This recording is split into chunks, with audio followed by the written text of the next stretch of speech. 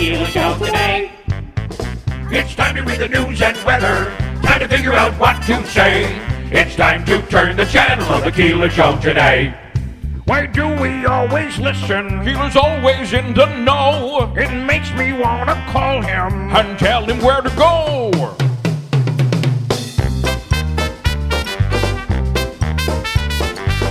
And now let's get things started.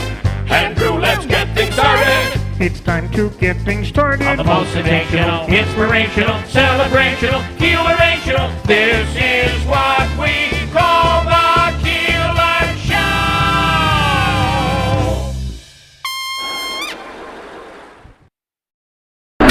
WIBX. This is Keeler. WIBX 950 and 92.3 FM. Now back to the Keeler Show.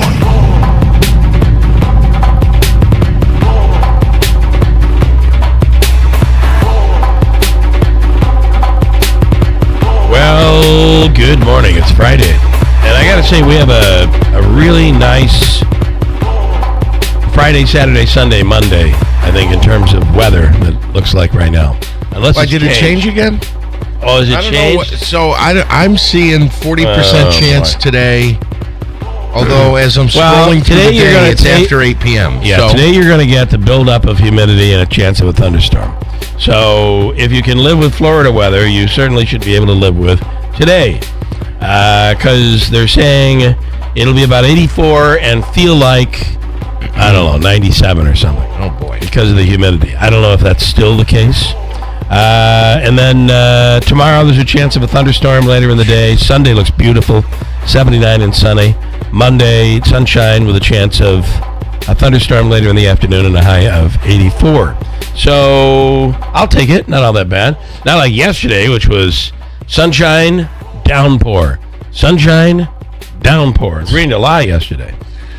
Yeah, and we were supposed to get a thunderstorm last night, which I was actually looking forward to. That did not come. It came somewhere. We were sitting at Aquavino, and you could see the dark skies, and it went right around us. So somewhere got it, but we didn't get it. We did not get it. We have a lot to get to here today, a lot to talk about. Okay. You mentioned Romans. You mentioned Aquavino. I was going to mention Romans. I had a chance to. I really like Romans a lot. I went there. It was very nice. Very nicely Isn't it beautiful done inside. what he's done inside there? Yeah, it looks very, You don't very even nice. recognize it's the Valley View. Yeah. It's Did very you nice. find And yourself I got the chicken doing parm. I loved it. It was very good. The food's good. The head chef is a woman. She's really good. Do you find yourself when you're over there looking around saying, "Okay, this is where the banquets were, and the windows out to the kitchen was right. The bar was The bar was over trying here. to figure it all out, right? And that big U-shaped, almost like a horseshoe-shaped kind of bar. Yeah, it's nice. And then Nice. have you been into the other bar? The Tito's, I haven't been in I there. haven't either, but that looks like really nice in there. So, and his place up on the lake is nice as well. Great addition to the food world that we have here. Tonight, I'm going to be trying salt at the Turning Stone. Okay. Really excited about that. And it's the. What do you think you're going to get? Are you the kind of guy who goes in knowing, look, listen, I have that bad habit of if I go to a place that I've been to, and this is different because you've never been there before. Yes. But if I go to a place that I've been before and I've had a meal I enjoyed, I'll get it again and again and again and again. But sometimes I can be derailed by a special that catches my ear. So are you a guy who goes in going, look, I'm really looking for a great chicken parm tonight or something like that? Or do you wait to see what the specials are? I don't know if there's ever been a moment where you've thought, I'm just like Bill or Bill is just like me, but this might be one of them. Okay. There's a place called Bella Vista in Little Falls, which is up where the Shoemaker Ski Mountain used to be. And that restaurant's a family restaurant's been there for years. They have an amazing menu. I have had one thing on that menu since the 1980s, and it is their bow ties with sausage. That's all I get there. And when I walk in, they know that's exactly it. I haven't been there in a long time. But awesome restaurant to check out down in Little Falls. And same thing. Now, other restaurants, I don't do that. I'm always trying something different. But there are those places where I only get the one thing.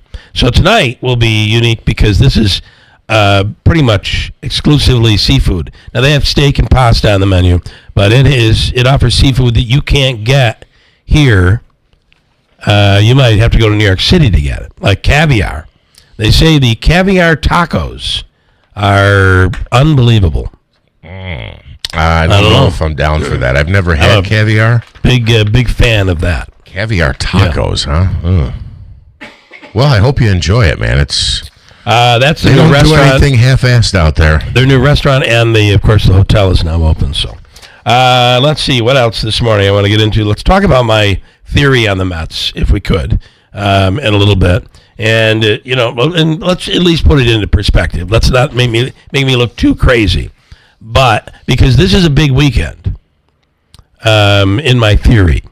First of all, do you know that yesterday afternoon's sweep yesterday afternoon's sweep was the first road sweep by the Mets this season. Yeah, I believe it. And one other note is every time the Mets get on a 3-game win streak, and they have a few times this year, it almost seems to always happen on the on like Tuesday, Wednesday, Thursday, something like that. And they go into the weekend, and you're like, okay, we're on a roll, and they get swept. So will the Pirates sweep the Mets? Even if the Mets take 1 of 3, that's not the kind of comeback. You need a Boston Red Sox comeback right now. Yeah, well, and everybody'd love to win 8 straight. Yeah, so let's see what they do this weekend. Tanya J. Power is on the line right now. Senate committee voting on whether to hold Dr. Fauci in contempt of Congress. And that actually went through. What do we know starting off this Friday morning? Tanya, good morning. Oh, I think I had you down, which mutes you. I did a whole intro, Tanya, and said good morning. So here we go. Good morning. Yeah, Sorry. I didn't hear you, but good morning. Yep, sorry about that. Good morning. Okay. So what do we know to start off this Friday on this one? Well, this is, it seems that Senator Rand Paul wants to fast-track the prosecution of Anthony Fauci. He is, of course, the person who headed up the NIH, National Institute of Allergy and Infectious Disease. He was the director from 1984 to 2022 for a really long time. He's also the person who led the first Trump administration's response to COVID. And he appeared before the Republican-led Senate Homeland Security Committee last week and invoked the Fifth Amendment more than 100 times when he was subpoenaed to testify about his handling of the pandemic. This is kind of, one of those things that Rand Paul has been after for years. He has made no bones about the fact that he wants to see Anthony Fauci behind bars. This has been like a long-running thing. He has pursued for years the line that Fauci orchestrated a cover-up of the origins of COVID-19. So yesterday there was a vote by the Republican-led House Homeland Security Committee that is chaired by Senator Rand Paul. They voted to hold him, Dr. Fauci, in contempt of Congress. It was an 8-7 vote along party lines. That accuses him of failing to comply with a congressional subpoena. That is a misdemeanor, a federal misdemeanor that carries a prison sentence of up to 12 months. It also clears the way for the committee to ask the Justice Department to prosecute him. It seems that, like I said, Senator Paul kind of wants to fast-track this. Instead of having this go to the full Senate for a vote, he says he's just going to take it straight to the Attorney General. That is a pretty huge difference.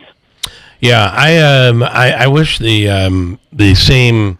First of all, I think this is unless they find that he was colluding or making money off all of this, and I think this is a big nothing. I wish the same effort, Dr. Rand Paul. I wish he put the same effort into protecting the victims of the Epstein files, the Epstein crimes. Unfortunately, there are so many other things we could be focusing on. I don't get it. Why are we focusing on this right now when there are so many things? I mean, you need more than two hands. Be in his bonnet for a while. Yeah, I know. Remember, this was also President Trump also, awarded him with a presidential commendation in 2021, January 19th of 2021, with a whole bunch of other folks who, for their response to Operation Warp Speed, for their work handling the pandemic. It is kind of interesting that this is sort of something that just Rand Paul just absolutely refuses to let go of. Dr. Fauci was actually well regarded by Republicans and Democrats alike until the pandemic, which kind of turned him into a symbol of political stuff and government lockdowns. And well, it was the I hate to say it, but it was the crazy things that were coming out of the mouth of the president, and he would stand up and challenge that. And there were some crazy things. I'm sorry, and I just don't. And I get it. There were they tell you one thing one day, and it was something else the next. But it was. This was the first time since, I don't know, 1919 that the world had to deal with something like this in real time, and to do it in 2020, whatever it was, 2020. Media's instant, everything. It just changed the world. So when they thought they knew what was going on, it was out in the public, and then 3 days or 3 weeks later, they're changing their mind. So is that a lie or is that a mistake? I think there's a very big difference there, and I don't see it the way Rand Paul sees it, personally. Yeah. Not that means anything at all in the world. But. It did change. Like you said, the guidance changed, but that's because they were dealing with a novel virus, a new thing that, at that point, that remember at the beginning, they didn't know how it was spread. They didn't realize, then we learned, well, it's spread through the air. So we had to, 6 feet apart, wear a mask. That's the guidance that they gave us at the time. While everybody was kind of trying to figure out, how do we keep people from dying? Because if you'll recall, the massive amount of people who were dying every day. Right. I did daily updates on the pandemic for more than a year, and those numbers were absolutely astonishing. And it was. I think people forget what it was like, and people may not realize what it was like in epicenters like New York City, where I would lay awake at night and listen to sirens from the hospital. Right. Few blocks away from me all night long. So if people, New York was bad. Being rushed. Yeah, it was. Yeah, well, a lot of people don't remember what it was like. You had tractor trailer refrigerator trucks outside the hospitals, holding as a morgue. But I just feel like we, and the other part of this is the entire world went through all of this. The entire world thought this was the right move, and maybe schools shouldn't have been closed. It probably shouldn't have been closed as long as they were. I think there are a lot of things we can learn from it, but I don't think that's what we're trying to do here, is learn from it. But, with Operation Warp Speed, which was President Trump's, the creation of the vaccine, and the way we handle this, I think as a world, I think we did really, really well in terms of outcome. There were a lot of mistakes. Hopefully we can learn from. I wish that's what this was all about. That's just my take. And you know what, Tanya? Nobody cares. So it won't mean anything. However, I'll give you one comment and then see what your thoughts are. This is a lot about the midterms. Mike says Rand Paul knows with the midterms coming up and the potential of the Democrats taking over, this is his last chance to be able to go after Fauci, and he's taking advantage of it. And that's probably correct, I would assume. So that he's got a very good point there. That's the Trump administration, especially, but Republicans in general, are staring down the barrel of what could potentially be a very upsetting midterms for them, and that means oversight would start in a short period of time. That I don't think that. I think they're trying to, hoping beyond hope that maybe they could avoid that if Republicans can keep control of the House and Senate. So yeah, he's got a very good point politically. I think he's right. Tanya, as always, we appreciate it. Have a great weekend in New York City. Thanks. All right. You too. And Manaski has an update here.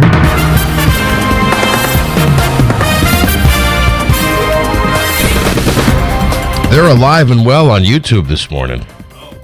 Already ripping and raring, ready to go. Already. We'll get to those coming up in just a second. Hold tight, Jawick. We'll get to you momentarily here. This news update is brought to you by Clinton Tractor, the leader in service. Visit clintontractor.net.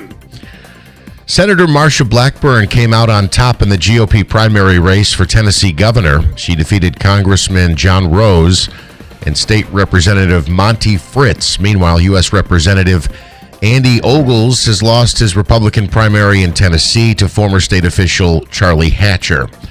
President Trump says the Strait of Hormuz is sort of open right now. Sort of. Maybe a little bit.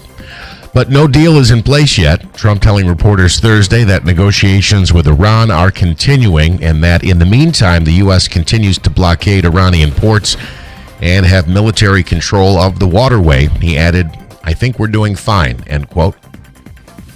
The Trump administration wants to cut regulations on the federal Head Start program that serves low-income kids.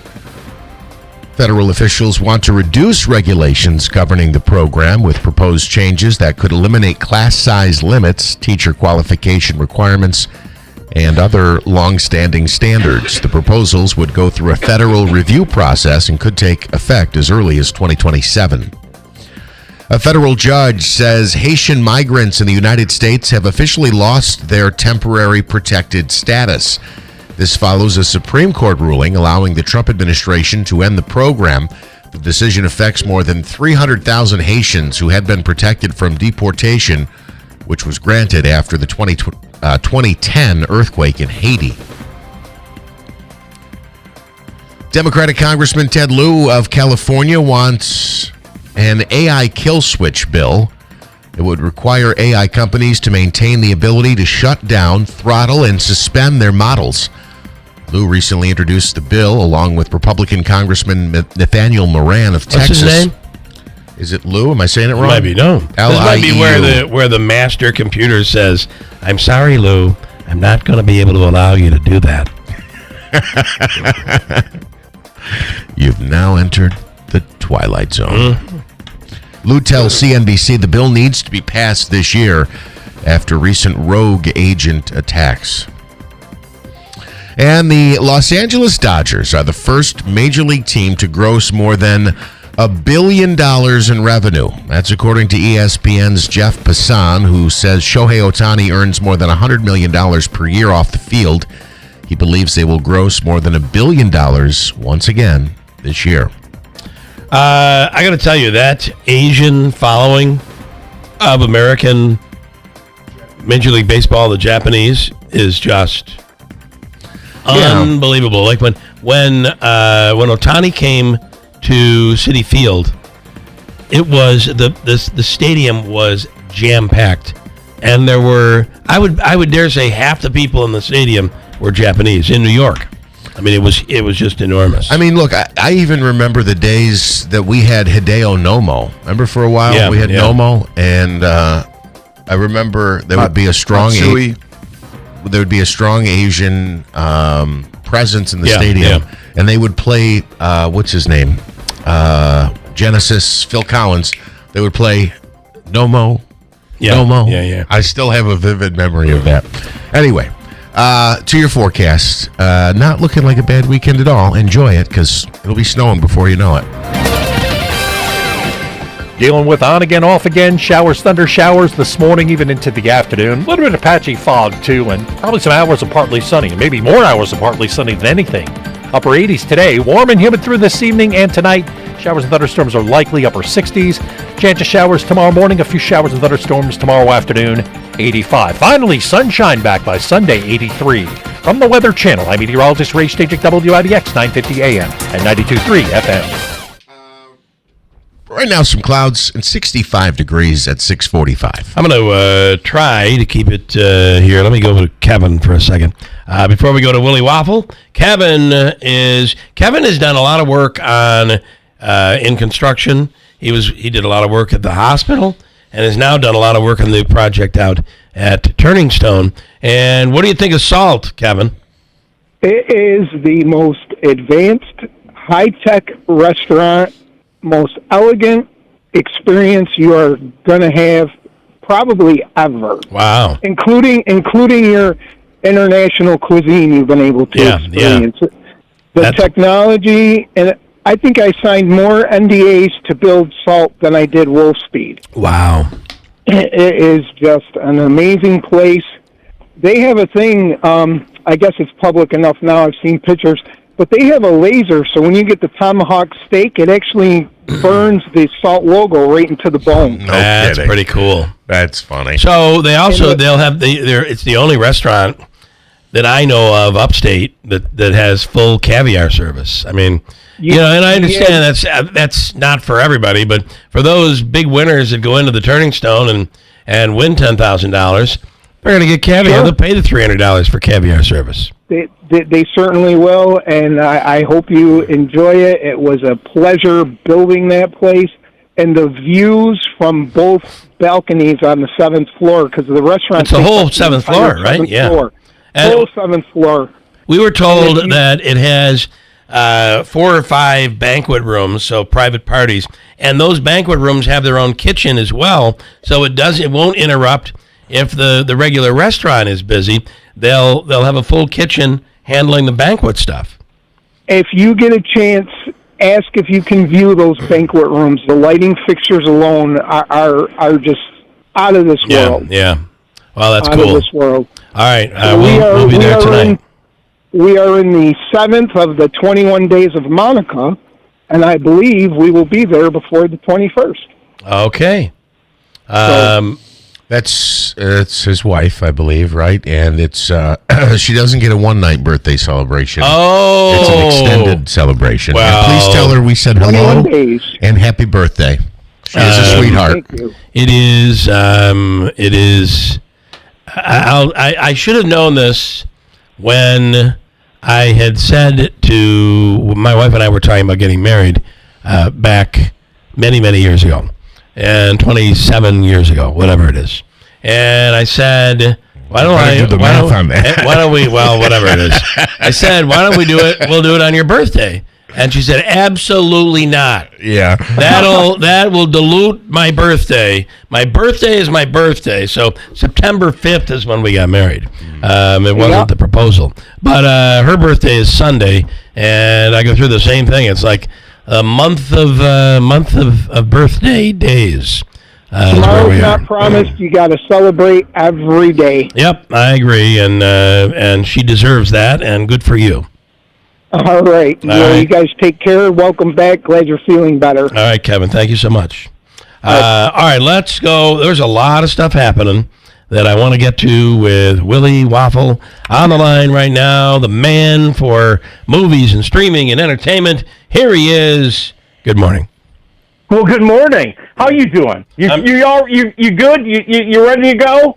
Listen, it would not be a vacation if I couldn't come home sick from it, but I was able to work all week long, and I'm all right. All is good.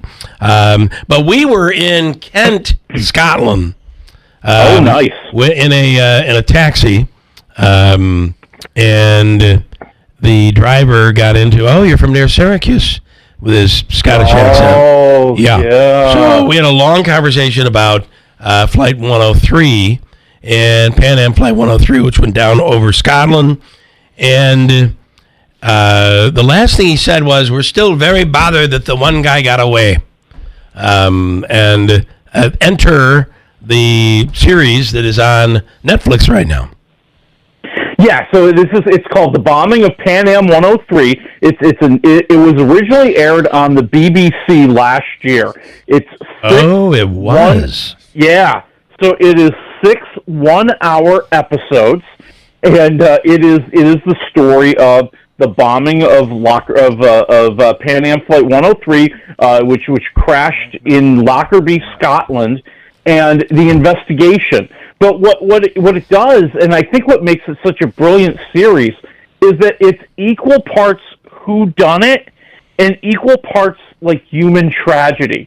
So, on the one hand, you've got the investigation going on. They're trying to find evidence. They're trying to figure out How did this bomb get on the plane? When did it get on the plane? Who put it on the plane? What was their motive? All that. And then you also have the human side, where you're seeing the reaction and the way that the community, which was also decimated, a plane crashed into the community. I mean, it destroyed an entire neighborhood. And because it blew up so high in the sky, it just rained fire down. It was like, in some cases, debris and fire was found like 100 miles away or something. I mean, it was really and this Lockerbie was just devastated. They lost like 40 people and houses were just leveled. It was crazy. Yeah, and you see the community reacting to that, but also the way the community is trying to help the families of the victims. And you see that this group of people steps up to just try to help out, family people who come to Lockerbie trying to figure out what's going on. They try to return personal possessions. I mean, and they try to care for those who were left behind. And I think it's that equal mix that makes the series so compelling. I mean, I'm at 4 waffles. I think it's fantastic. Yeah, I thought it was really good. I had a discussion with my father-in-law. He said, I saw it last year, and I said, I don't think so. This just came out, but it was on BBC before. Yeah, so maybe you did see it on BBC. That's possible. Yeah. Well, it's really good, and one of the characters is from Downton Abbey. That's and she's really, really good. And it shows you the human side. And I think what came out of this was a victims group that works with the FBI. When something like this happens, there's actually someone on the American side. Or a group on the American side that can help victims. Prior to that, we really didn't pay much attention to the victims. No, and that becomes a major storyline through the series. As we see the woman who established that program at the FBI, we see her getting involved in this case, trying to help out victims, advocating for victims, and we see that program developed out of this tragedy. All right, and Cully wants us to know... It's ranked number 1. Willie, I just wanted to ask you, the different countries and the agencies that came together to try to investigate this, was all that true, how they worked together? Well, they didn't quite work together all that well. No, they didn't share information. That's what I wanted to ask. And if I can add to that before you even answer it, remember in 9/11, our own agencies and our own country couldn't work together and share information, but that was a big part of this. Yeah, that is also a major storyline in the program. The way that different agencies are A, trying to work together, but like you said, B, also trying to protect their own interests. And also trying to advance the case on their own and kind of own their portion, if you will, or try to solve the case on their own, if you will.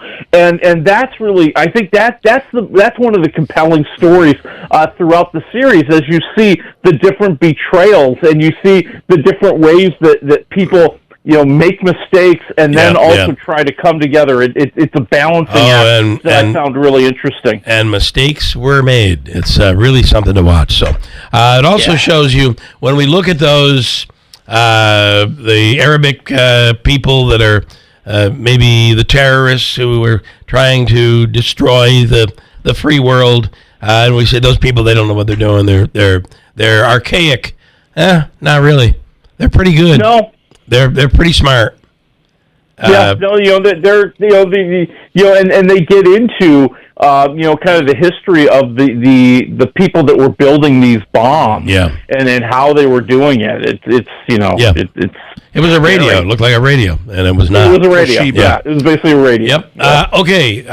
Very disappointed. I had myself all ready to go Wednesday night. I was going to be up. I even started early. We're going to be up late. We'll watch maybe 5 or 6 Ted Lasso new episodes, only to find out they're doing the weekly drop thing. Oh, yeah, they are trying to milk everything they can out of Ted Lasso. Although this is kind of what Apple TV Plus does. I know. Is that, they really are trying to, I honestly, I can't think of one of their shows that doesn't really own Wednesday, except for maybe their new paddleball show Dink or something. Mostly it's Wednesdays, and they're going to run it every week through I think it's October 10th. I think is the finale. Ted Lasso is back, and I'm kind of wondering why. I mean, I don't know. It sounds like you watched it along with me. It feels like, here we go again. Ted's still being goofy and silly and loving and kind of tender and says all the right things at the right moments. And here's the crazy people from Britain hanging out in Kansas City, and we're going to get him to go back and he's going to coach again. I feel like it was a sequel for sequel's sake. I don't feel like we're going to get anything new out of it. And it really was, right? It was supposed to be over. And to think, I'm not trying to spoil it, but to think that his ex-wife is going to be like, you know what? Don't spoil it.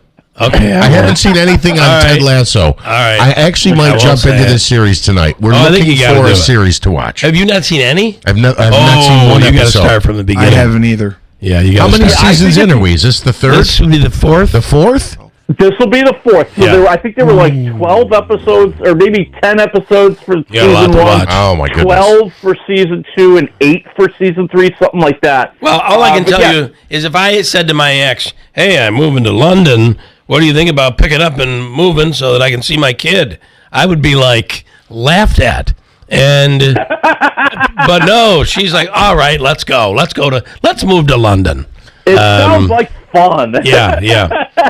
So, all right. Either way, though, what a we'll see where this goes. I'm a little worried. Is he the coach of a premier soccer league team? Yeah. If you're in that situation in real life, and I'll get off of this quickly, if you said, "And I'll pay for your expenses and buy your home," it's probably going to go easier than, "Hey, we're moving to London and you're going whether you like it or not." And well, I never got into any of that, so maybe that's the case. Oh, okay. But remember, maybe this was a first season storyline. He was an American first season, an American football coach who they brought over to basically tank. The ex-wife wanted to tank her husband's soccer team, so she brought an American football coach to coach a European football coach or team. Okay, I get it now. Yeah. Okay. All right, Willie. Almost out of time. What do you want to hit? How about One Night Only? Right. The movie in theaters. This is a movie that could have been so much better if the premise wasn't so ridiculous.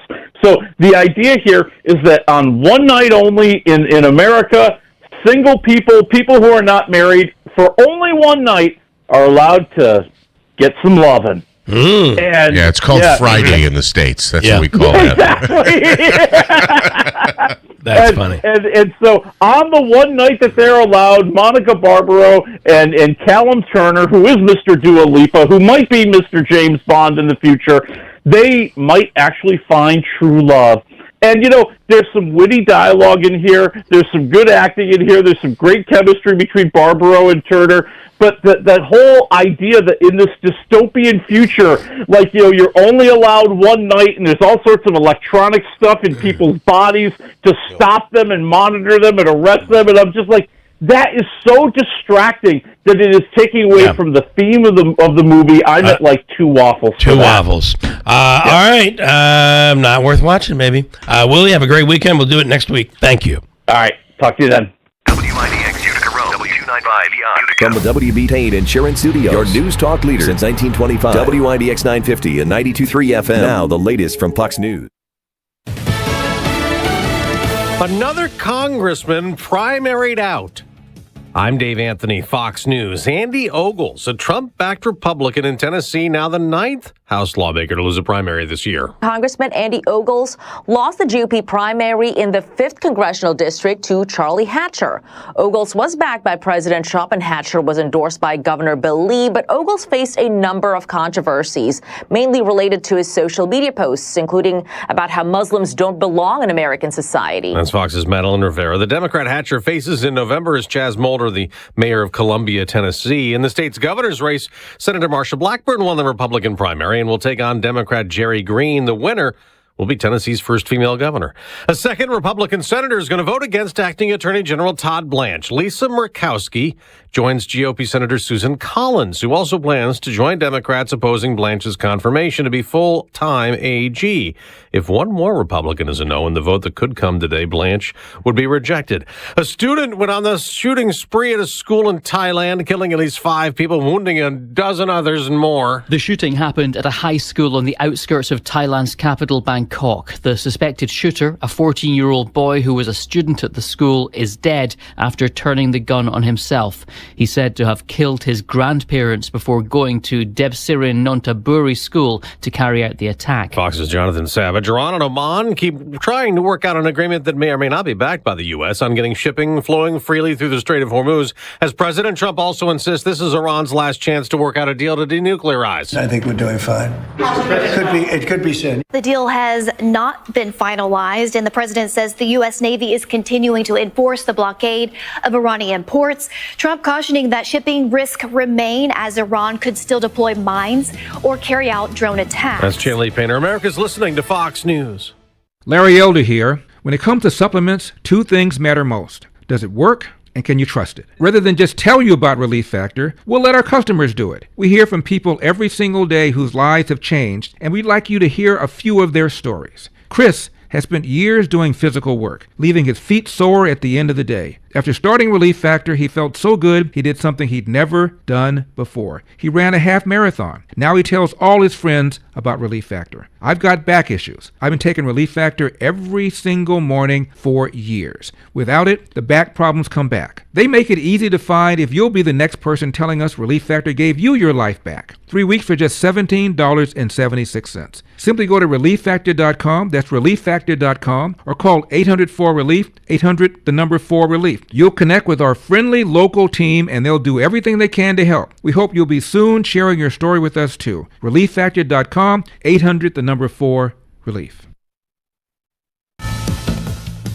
The Supreme Court may not be done with the birthright citizenship issue. President Trump is taking new steps that could be legally challenged, trying to block people from coming to the U.S. just to have babies. Months after the U.S. Supreme Court rejected an effort by President Trump to deny birthright citizenship to children born to parents living in the U.S. illegally, an executive order this week now aims to rein in so-called birth tourism. They've taken birthright citizenship and they've made a joke out of it. President Trump is directing officials to deny visas of foreign visitors suspected of traveling to the U.S. to give birth. A second order expands the categories of foreigners whose children would not qualify for birthright citizenship. At the White House, Jared Halpern, Fox News. Meta, which owns Facebook and Instagram and faces many more trials over allegations social media harms minors, has been hit with a much bigger fine in New Mexico. A jury in New Mexico ordering Meta to pay $567 million to address Instagram and Facebook's harms to young people. This is the second phase of a landmark trial in March, where jurors previously ordered the company to pay $375 million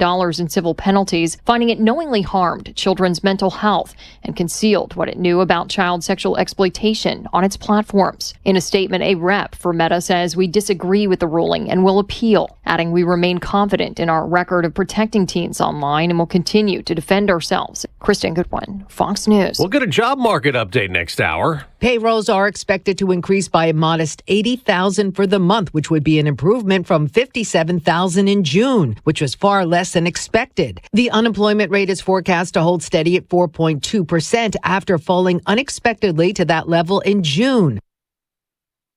Fox's Hillary Barsky on Wall Street. Stock futures are rising modestly. In baseball, the Atlanta Braves and Boston Red Sox both won again. Both have 8-game win streaks. I'm Dave Anthony. This is Fox News.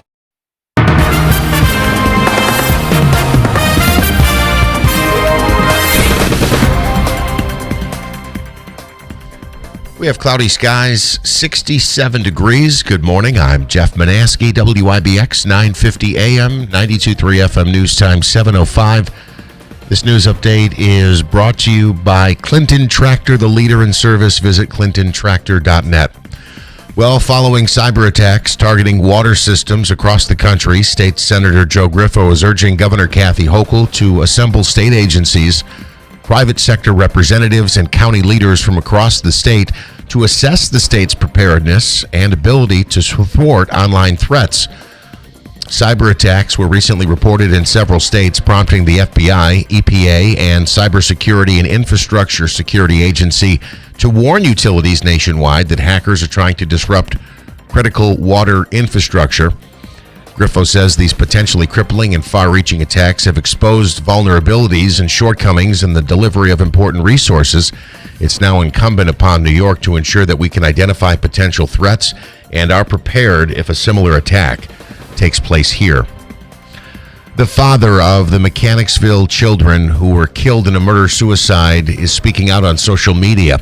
Brady Harmon shared text messages on Facebook on the final conversations that he had with the children's mother in the days leading up to their deaths. Investigators say Sarah Myers and her grandmother, Amy Stedman, plotted together to kill her 4 kids before they killed themselves. Investigators say a note signed by Stedman justified the killings by protecting the children from abuse, they say, by their father in Utah. The text messages show Harmon repeatedly trying to arrange video calls with the kids and discussing the children coming to Utah to spend the summer with him.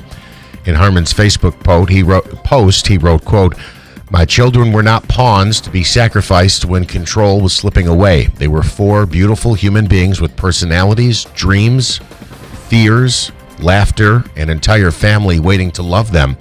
They were denied the opportunity to spend the summer with me, reconnect with their grandparents, sister, relatives, and everyone who had waited so long to hold them again," end quote. A 16-year-old girl has been reported missing by the Fulton County Sheriff's Office. Haley Allen was last seen on August 4th. She's 5 feet 1 inches tall, about 120 pounds, with blonde hair and brown eyes. The Fulton County Sheriff's Office says Allen was last seen wearing a pink shirt, blue jeans, and white sneakers. They say she may be headed toward the Utica area. Authorities searching for a person who left the scene of a serious crash in the town of Westford. This is according to WKTV, the Otsego County Sheriff's Office, reporting that William Killenberger of East Worcester was involved in a motor vehicle crash on August 4th and fled the scene. Deputies believe he may still be in the area. He has an active arrest warrant for assault and faces other charges as well. A state Supreme Court judge overturning the town of Deerfield's decision to block a controversial 65-unit workforce housing development project near SUNY Poly, ruling that the town board's reasons for holding up the project were not supported by the record. Oneida County Supreme Court Justice Louis Gelati annulled Deerfield Town Board Resolution 60 in a 30-page decision filed earlier this week. Gelati also ordered the town to authorize the permit for Pathstone Development Corporation and their proposed Deerfield Apartments project within 30 days after the decision is formally served with notice of entry. The ruling is a major victory for Pathstone after more than a year of public meetings, opposition from some Deerfield residents, and questions over whether the rural property is the right location for a large affordable housing project. More on this story on our website at WIBX950.com. Right now, mostly cloudy skies, 67 degrees. It's 7:09.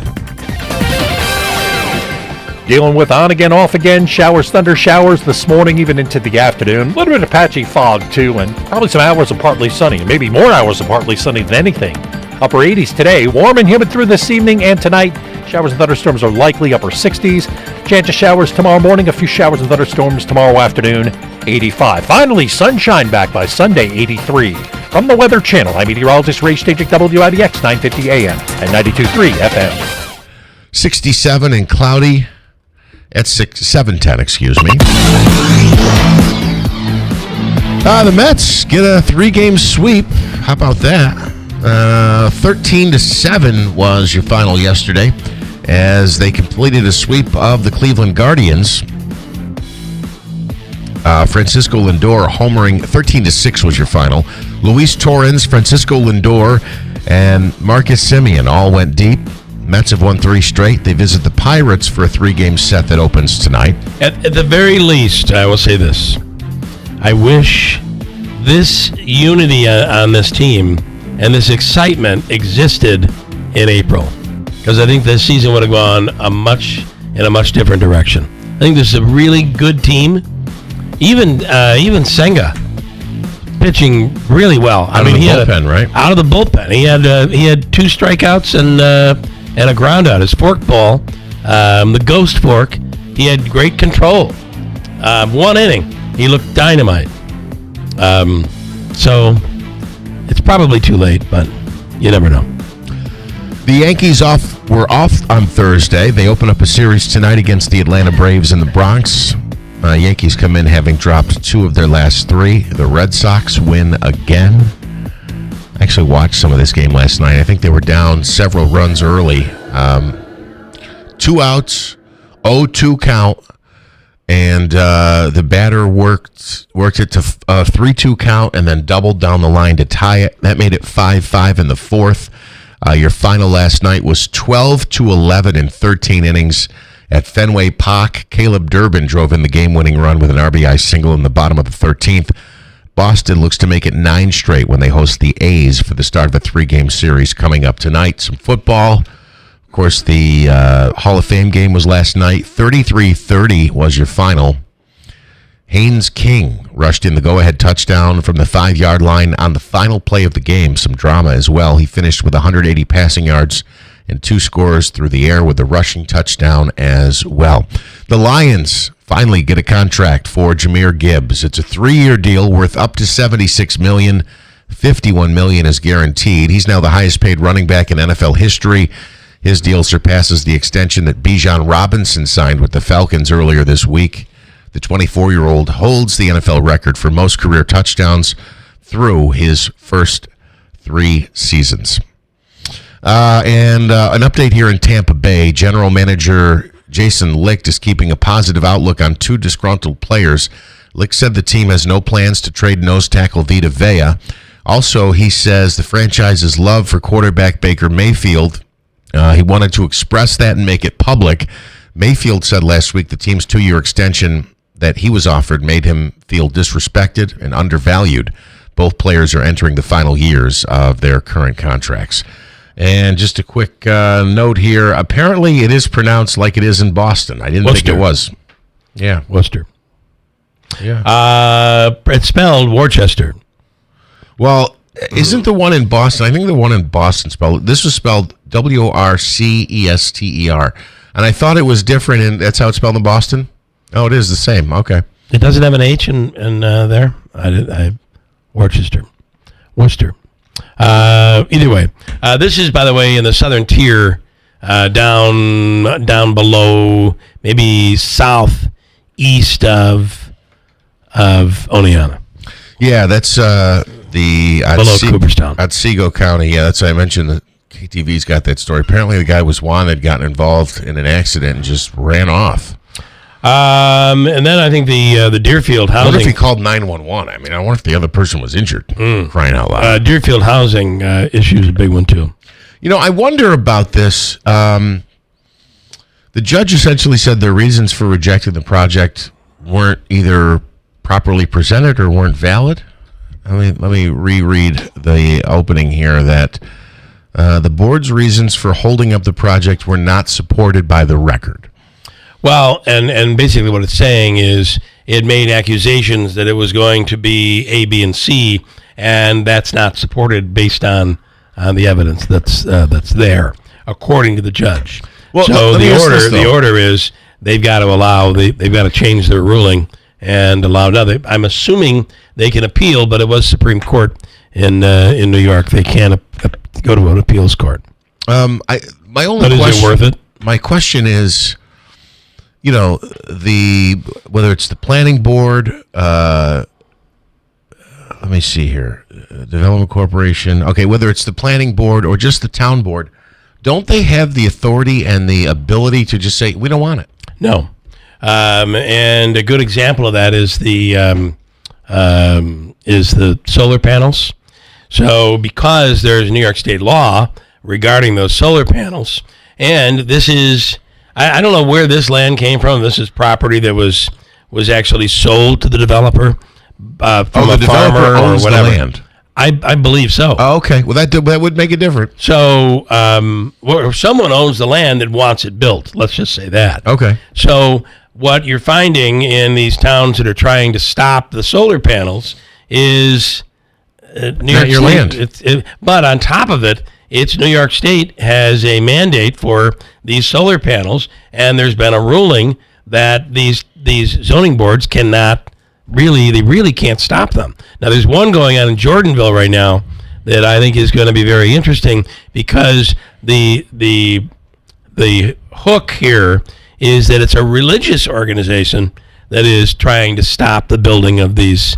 These are wind turbines, I believe. Okay. And that's the monastery in Jordanville, which is kind of like one of two, I believe. It's almost like the Vatican of the Russian Orthodox Church. And it's here in the United States, because many fled Russia, the Soviet Union, for religious freedom. And it's located right in our area. If you've ever driven by it, it's beautiful. I've been in it for their Easter service. By the way, they don't have pews like we do. You stand for the service. And like their Easter service was like, I don't know, 8 hours long. I mean, it was, and you're standing, you're walking around the building, going back inside. It's an unbelievable ceremony. And as they say, they've been doing it this way for 2,000 years. And their feeling is 8 hours. These I'm estimating. Even if it's 6 or 4. 4. Listen, I like a good 25-minute service. In and out. Yeah. Oh, it's time for communion. I'll see you later. I got to get out. I got something going on.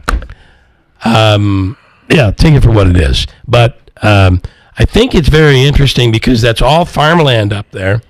Now, there are farmers that are trying to sell or lease the land to these wind turbine companies. So you have that going, but now you have a religious aspect here. I know that several, I think Brian Miller may have gotten into it, although it's not his district. Robert Smullen, Joe Griffo, all trying to work with the federal government to say, hey, there's a reason why this, and I think the feds are trying to stop it from happening. But, of course, New York State, not so much. We'll see where it all goes. I know we'll have Griffo on to talk about it on Tuesday. Sit tight. Coming right back at WIBX. Do not trust what any CEO ever tells you. Do not trust US Mobile just because I'm telling you. My name is Ahmed Khattak and I'm the founder of US Mobile. US Mobile invented this technology that lets you share data across any of the 3 networks in America. There's more coverage than any single carrier in America because we give you all 3 of them and let you switch between them anytime. Our cheapest plans start as low as $5. They go up to $44, but that $44 plan gives you unlimited priority data in America and keeps you connected in more than 160 countries abroad. US Mobile offers a 30-day free trial. US Mobile has no contracts. We don't lock you down. And over 1 million customers seem to like it. We're a top-rated carrier by Consumer Reports. US Mobile is Wirecutters' top cell phone plan. All I'm asking for anyone who's listening to this is just Google US Mobile. Just go to US Mobile subreddit. Just search for US Mobile and make a decision for yourself. If you're ready, visit usmobile.com. Consumer Reports does not endorse products or services. Hurt in a car? Call William Mattar. 315-444-4444. You know you want one. A Bad Boys mower isn't just another mower. It's second to none. It's an American-built machine with heavy-duty U.S. steel and shipped straight to Bob's Bad Boys mowers, never sitting around in a warehouse. That means when you're ready to mow, your bad boy is ready to go. And when the job's done, we're still here with expert sales, service, maintenance, and warranty support. Stop by Bob's Bad Boys Sales and Service, 6419 Middle Road in Munnsville. Call 315-264-2781 or visit bobsbadboys.com. You're great at protecting your data, but lots of places could still expose you to identity theft. I thought it was safe. If that happens, LifeLock gives you a US-based restoration agent who will stick by your side from start to finish. Phone calls, filing documentation, preparing insurance claims, your agent handles it all. In fact, we're so confident restoration is guaranteed or your money back. Isn't it nice to have someone like that on your side? Save up to 30% with promo code NEWS at LifeLock.com. Terms apply.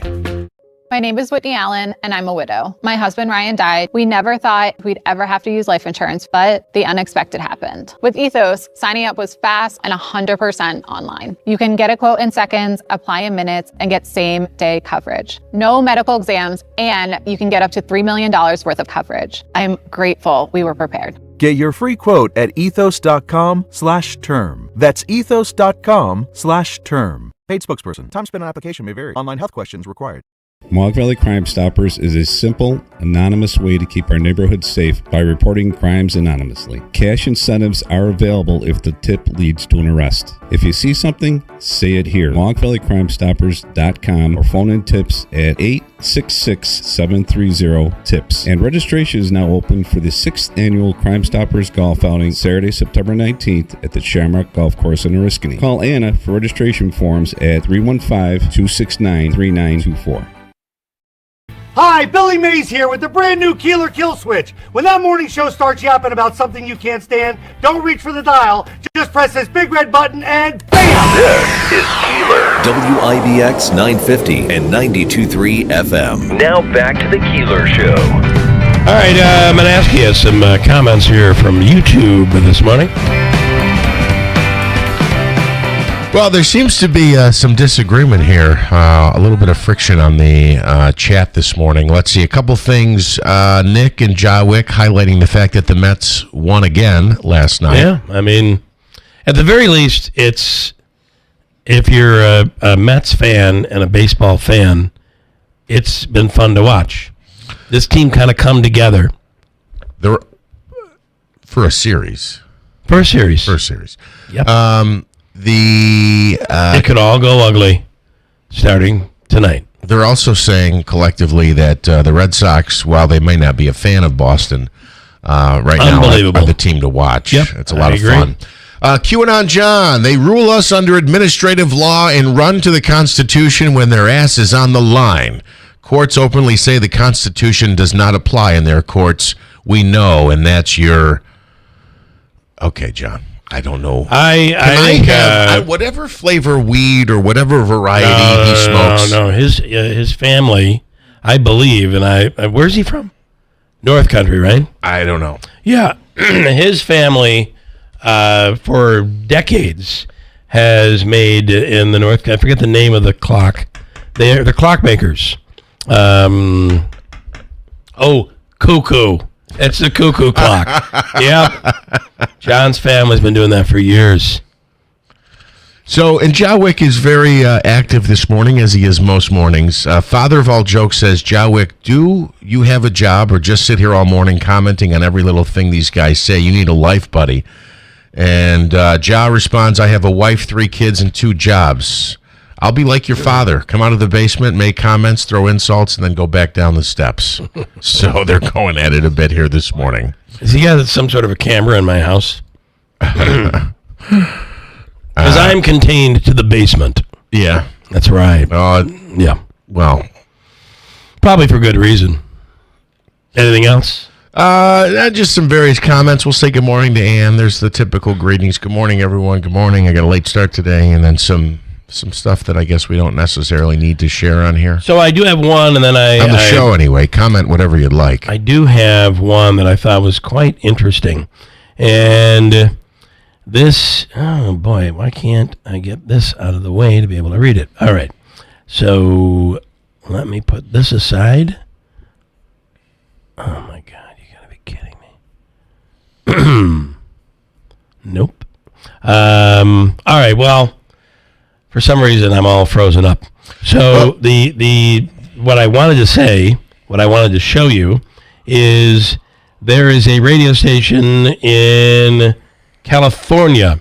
Oh, I might have the story now. Here it is. A radio station in California this week fired its entire on-air staff. Shocking. They say the reality is this is happening everywhere in radio. Said the former general manager, who was also fired. The station has gone 100% automated music. Yeah. That's where it's going. What was it before? It was a music station, but with music. With a full staff. Yeah. But you're seeing this is happening. It is happening all over. What was going on with newspaper is happening to radio and television. Well, Bill, I'm going to disagree in this regard. I understand the point that you're making, but here's my disagreement. Okay.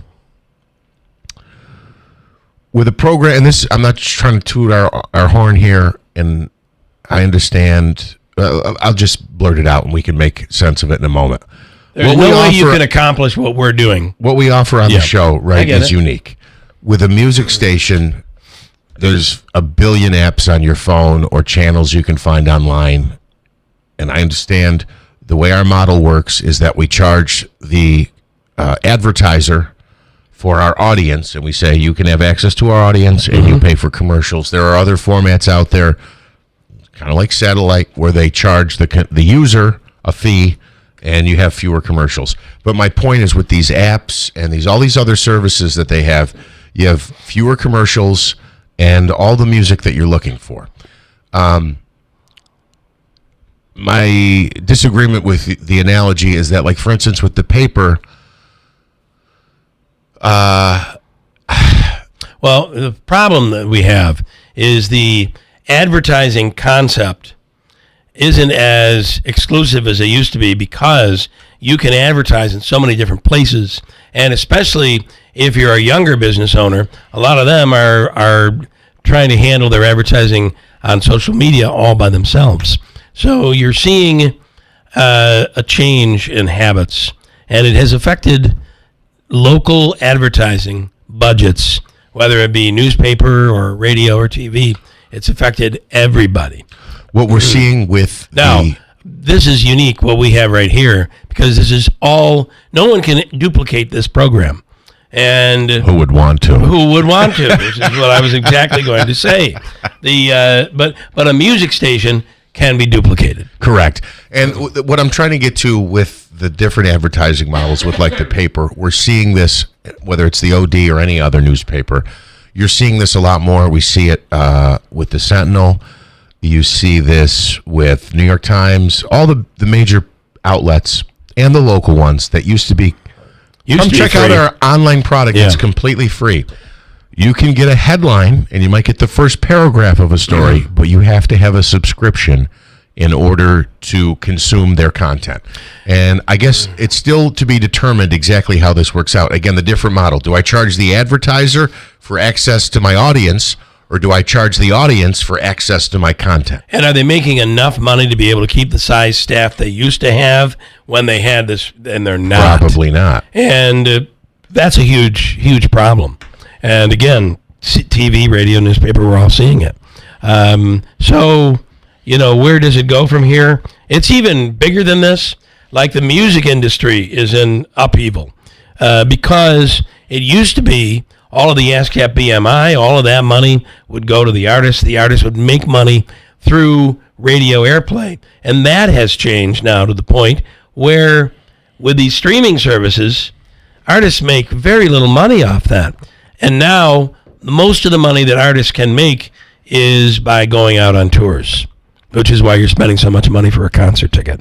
Although Ticketmaster and some of these others are probably taking a huge chunk of that. So we're in a whole redesign of the platform in which we all make money and keep these things existing. Where it goes, I don't know. They pay you? I do.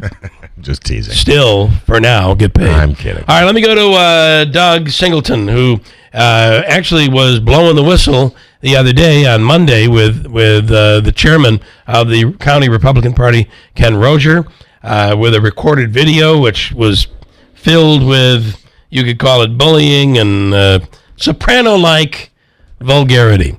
And apparently this week, a flyer went out asking for people to vote again for Ken Rozier for chairman and reelect him as chairman. And Doug Singleton, your thoughts on that? You might not be able to hear me there. I don't know why this keeps happening. Doug, your thoughts on the flyer that went out? Disturbing. Disturbing is what you call it. And why do you say that? Well, it's kind of like how great thou art. Yeah.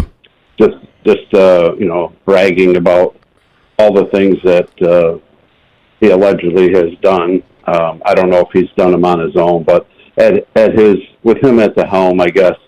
But there's a lot of discrepancies there, and it was a 2-page letter. There's a whole page of photos with him with different individuals. I'm not so sure that all those individuals are endorsing him as it is perceived to be there. It says thank you to our supporters at the bottom. There's a Supreme Court justice pictured with him there. That is an absolute no-no. It cannot be done. I'm sure he'll be hearing about that. Yeah, a judge cannot be involved in anything political. That's correct. And I'm sure he didn't seek the permission to do that. Well, wouldn't he know that? I mean, you're the chairman of the Republican Party. You know more than everyone. So. Wouldn't you know that basic little rule? Or do you just defy it and don't even care? I think the whole letter was, done very rapidly. It was put out. They had a special meeting to stuff envelopes, and I think they created this letter to try to get to get out ahead of the pack here, so to speak. To get his name out there, to remind people. But look, if you look at the financials there, I saw you send those almost $100,000 raised. Okay. Since he took office, and how much of that actually went to candidates, to support candidates? And I'm not talking about people he was primarying, committee seats with. I'm talking about candidates for regular elections in the townships and such. Doug, I have to hang on. Doug, let me ask you something. Let me ask you, the document that was provided here shows an opening balance of, this is in 2024, an opening balance of $8,000. Since then, through July of this year, total receipts in $98,000, almost $99,000. Total receipts out, expenses, $88,500, leaving a balance of $18,000. But this isn't all the expenses, because if you just do the math on the categories listed here, it's well shy of $100,000. So I don't know that the question you're asking, how much money was spent on candidates, I don't know that we know that, because there's a significant... I think you better add up that list there. I think it's spot on if you total it up. That was provided to me this morning. It was taken from the state campaign finance reports. Yeah, it's saying total expenses were $88,565. There's a little more than about $18,500 still in the as of July, still in the. Well, and you can look that right up online. Do we have multiple pages here? No, it's one page. I have 12,000, 4,300, 16,000. 6,000, 11,000, and 4,600. That's not $88,000. That's less than 50. You're not looking at everything there. Well, that's what I'm saying. No, everything is not there. I think these are things that. Did you this form that you sent us? Did you make that? I did not make that. That was sent to me. But if you look down the form. At the very top of that form, if you look there, it starts out with $12,000. That's for legal expenses. You go down to the next section there under Leland Ave. It's $4,350. Golf outing $4,424. You go down to the next $1,656. The next one down is $60,000. Or $6,000. $6,005, and then you got $11,454, $46.59. No, it doesn't add up to 88. Right. What Jeff is saying is he brought in between 11,824 and 717.26. He brought in $98,000, and total expenses were 88, with an opening balance of 8, leaving about $18,000 in there. What I'm saying the numbers up, the line items above do not add up to that $88,000. Now, my guess is some items were cherry-picked to show why did we spend money on these things and why wasn't there more money spent on candidates. But the receipts and expenses, I believe, come from the state filing. Correct. Okay. I'll double check the list of expenses with the individual that sent it to me, but yeah, because when you add it all up, it doesn't equal the money that you're talking about. Yeah, I see that now. There might have been a typo in there. I'm not sure. Yeah, I'm looking at it now myself. So, or maybe we don't have all the pages. I don't know. Well, that's what was sent to me, so I'll double check on that and get back to you on that. Okay. So let me ask, though, to your question. The bottom line is, Bill, that a lot of money was spent in other places other than for candidates. Well, one of the issues was the $12,000 spent, including money to Mark Wolber, who works for him, or I guess works for him. One of the issues there is advertisers were asked to spend money, and I we've had people in to attest to this, to support the committee, and that money was used to get rid of a committee member in Rome. Who was well liked, from what I understand. Who was well liked, but just wasn't liked by Rozier. I mean, that is a key issue right there. The other thing is almost $5,000 in rent to his personal property. So Correct. The Republican Party now rents from Rozier, and the rent went from $150 a month to $500 a month. But still, if it's $1, it's still going. There's still a conflict of interest there.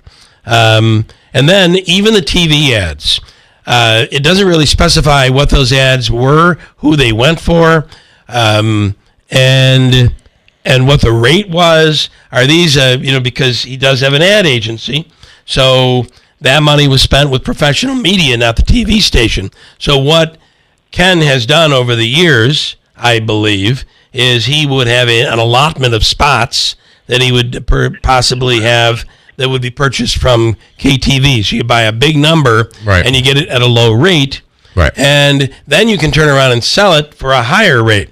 My question would be how much commission, how much profit is being made for professional media services on those ads. To me, that would be very telling. Just saying, $6,000 was spent on advertising. I'd love to see the breakdowns personally. Well, if you look at the holiday party for Breeze's Banquet Center, it was $6,705 expense for there. But if you compare that to the 100-day celebration at Roselawn, which is only $3,400 to have it. Now, well, hold on. The $6,700, based on what you provided, went to Twin Ponds. Twin Ponds, sorry, correct. I'm not seeing the inaugural party on this list here. There was an inaugural party that was held at Breeze's Banquet Center. Mm-hmm. Okay, and that expense, I believe, was close to $9,000, and I'm not seeing it here on this list. Either way, it's just a lot of wishy-washy numbers that would make people wonder what's going on here. And by the way, there are those in the party that say, in this day and age, the Republican Party really doesn't even need an office. That committee members have worked without an office for quite some time. Is that a waste? Although it looks like money's being raised, right? You brought in almost $100,000. Now you spent $88,000, but all right. Clearly, I think some of the expenses on that list were left out because I do know I was there in attendance myself. That was the inaugural party that he had at Breeze's, and he had a cash bar there too, which had to be 100% profit. I would assume, he had a cash bar. That money went somewhere. I don't think it went back to the committee. Your message to Republicans: don't vote for Rozier. Well, I would look long and hard before they make that decision because, it looks like a lot of smoke and mirrors to me. All right, Doug, we appreciate your update. Thank you. All right. Doug, and thank you for sending this document. If we can get... We'd love to get the actual document. I'll have the individual that sent it to me update it with the... with everything. Complete list of expenses, Okay. yeah. All right. Thank you, Doug. Thanks. Thanks. Yep. Mike this morning says, I wonder if Roger got his stamps from the mailer from La Pola, because La Pola got a really good deal on stamps, if you remember that. Quick break. We'll do news. Hobica's free money question of the day is coming up. Davey, how much today on this Friday? What are you thinking, Davey? 300. $300, and you're looking for caller number what? Caller number 7. Seventh caller right now for $300. 315-736-0186 at WIBX. So the list of expenses, just to put a cap on this, that we were provided totaled just shy of $40,000. Okay, $39,550. Let's call it $40,000. That leaves $48,000 unaccounted for here on the document we were provided. Yeah. I'm not saying this was the official filing, but Doug, if you can get an explanation as to the other $48,000. I guess the question for us would be, are the line items the only expenses?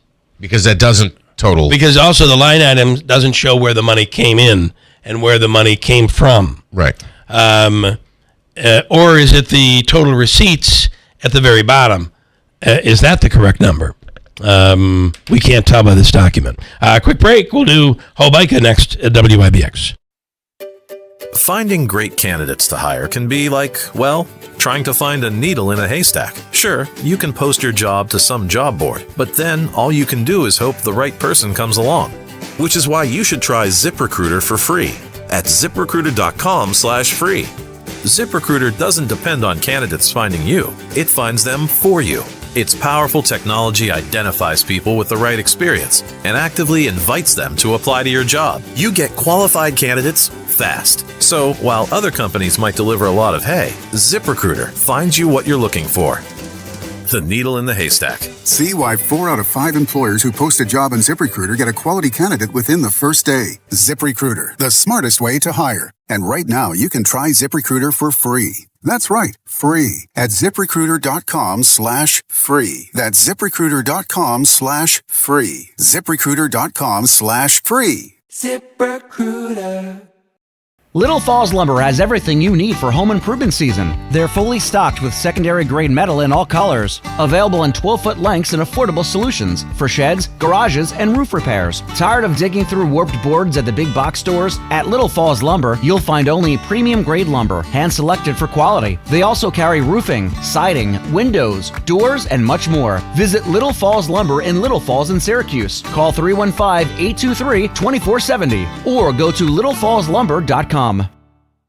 Is your business the best at what you do? Then you should be a Central New York's Industry Ace. Our Industry Aces are made up of the best businesses in the region, and we'll help you tell your story to thousands of consumers in the Mohawk Valley. With a combination of on-air and online testimonial commercials, along with targeted social media ads that are guaranteed to reach the consumers you want to be talking to. And best of all, these messages are coming directly from you. Interested in learning more? Contact Megan Powers at 315-768-9500. There's never been a better time to buy the commercial mower that has your back, Ferris. For a limited time, your Ferris dealer, Clinton Tractor, has the best financing offers of the year. Choose the offer that works best for you, 36 or 60 months. There are even options to skip payments when work is slow. It's never been easier to buy a Ferris. So visit Clinton Tractor today on Meadow Street in Clinton. Ferris, experience suspension, all loans subject to credit approval. We are the leader in service, Clinton Tractor. At River Hills Properties, they call it white glove treatment, service that's not normally provided to customers looking to buy or sell a home here in upstate New York. This is Bill Keeler. My wife and I had River Hills sell our home, and it sold in under a week, but it was more than that. It was all of the things they did to relieve the stress, to serve as a team member for us, and basically get the job done and make it easier for a buyer to come in and understand. That's where the book comes in. It's like a manual for the home. They create all of that. No lockbox. Your listing agent, and for us it was Robin Monjo, your listing agent there every time the house is shown. That's River Hills Properties. And now they have a full-service office in Sarasota, Florida. Think Snowbird. Think River Hills Properties, located in Bonneville, Little Falls, in Newport and Rome, and now in Sarasota, Florida. 315-896-1009. Nobody sells homes like River Hills Properties. Dealing with on again, off again, showers, thunder showers this morning, even into the afternoon. A little bit of patchy fog, too, and probably some hours of partly sunny, maybe more hours of partly sunny than anything. Upper 80s today, warm and humid through this evening and tonight. Showers and thunderstorms are likely, upper 60s.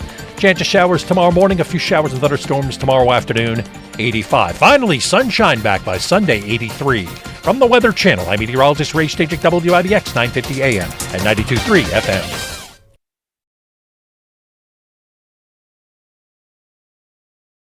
Celebrating 100 years. This is Keeler. WIBX 950 and 92.3 FM. Now back to the Keeler Show. I feel so generous. I really feel so generous. This morning, I was driving in, and a guy was trying to get into traffic, and I slowed down and I waved, and I'm like, "Go on, cut in front of me." I was feeling generous, and somehow that generosity has spilled into the program and spilled into this moment. Okay. Hobika's free money question of the day. Oh, okay. So I'm like, yeah, I'm going to use that excuse in the future, Bill. Yeah, sorry. When somebody comes up to me and says, "Would you like to donate to?" I say, "No, I already gave. I let the guy cut in front of me." I did. On my way here. Yeah. In this case, the generosity, in my opinion, is in the question. Okay. So this is more than doable. This is you should get this. This is doable. Oh, okay. As opposed to doable. Right, gotcha. The free money question comes from the Hobika Law Firm, Joseph and Andrew Hobika. And for your legal needs, call 315-724-1600. And on the line right now is Steve in Yorkville. Hello, Steve. Good morning. Hey, good morning, Bill. How are you? I'm well. How are you today? Good. I'm feeling very generous, and I hope it works out for you.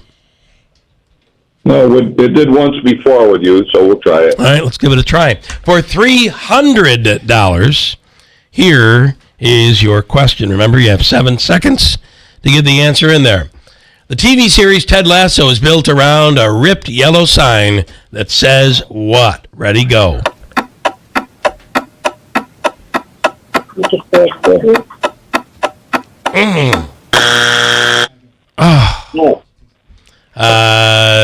Cully, the TV show Ted Lasso is built around a ripped yellow sign that says what? I've never watched Ted Lasso in my life. Oh, see, that's the problem. Have you watched it? You haven't watched it? Ted Lasso. I don't watch it. No. I'm going to say it says goal. It says believe. Oh, believe. And it's built all around that belief that you can win. All right, Steve, apparently I lied. Thanks anyway.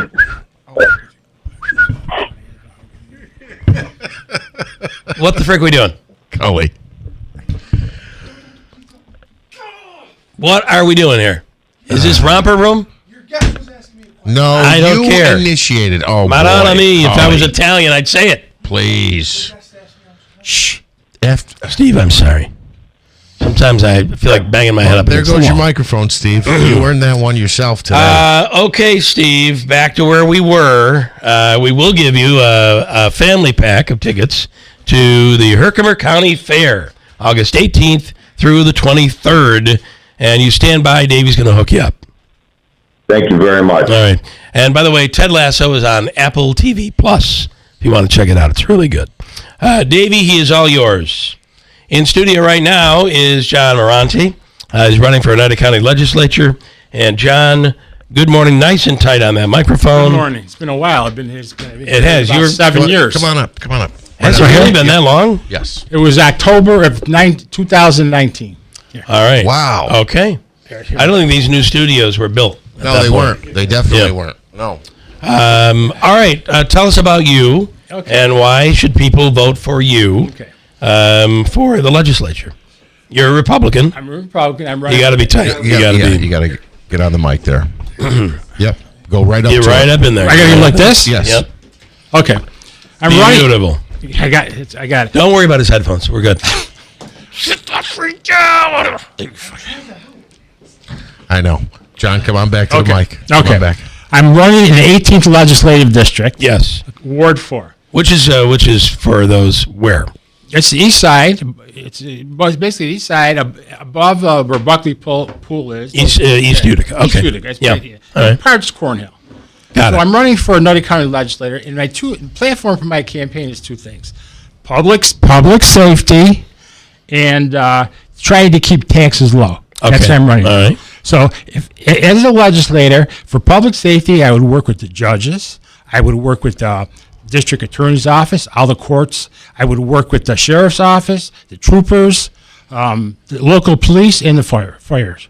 Also, I'm campaigning on lower taxes. Okay. Now, I will never ever vote to raise taxes because in today's economy, you have utility bills everybody's complaining about. You have gas, you have food, you have co-pays, medical bills. You can't raise taxes on the public. What if we're in a crisis and money has to be raised? I mean, right now, I think the county's been pretty good because the United deal has really helped a lot. And they're in Indian Nation, $26 million. Yeah. Well, let's say you came in that situation. That's one of my points. If you give me time, I got that all planned out. I want to talk about the Nexus Center. I want to talk about the 30-20 rule. I want to talk about. Well, we're gonna be here till we're gonna be here till 11. Well, let's. I mean, do we have the time? Give me about an hour. All right. Listen, I do want to ask you, what if you're in a crisis? Yeah. Okay. And back to the mic. Crisis for explain yourself. What do you mean? We're in a crisis, a financial crisis. Paseni says we have no choice. We must increase taxes by 4%. How would I vote? Yes. I would vote no. You would vote no, even if I would vote no. Okay. I'm saying it right now. I will work with everybody, get along with everybody respectfully, but I'm not going to vote to raise taxes. There's other ways to do it. Now, if you remember, I came on the scene in 2019. I came up with an idea. Okay. Okay. You guys are driving me crazy with this. Well, you want people to hear you? If we can just keep you on the microphone, Great if you sold us on your ideas, but you want to sell the audience. Listen, I'm okay. You want to say no to taxes? Say no to taxes. Don't say no to the microphone. Okay, gotcha. That's fair. That's fair. All right. Okay. Now, so why you throw my thinking? Okay. You do it to me all the time. Right back to you. So, what was your question again? Now I forgot. If we have to raise taxes, okay, the answer to that county question had gone Well, like he's 15, already 20 answered that. The answer is no. And you were going into what you did back in 2019. Okay, you came on the scene. What I was trying to say, when I first came on the scene, I talked about writing grants, okay? Mm-hmm. So I said, do this.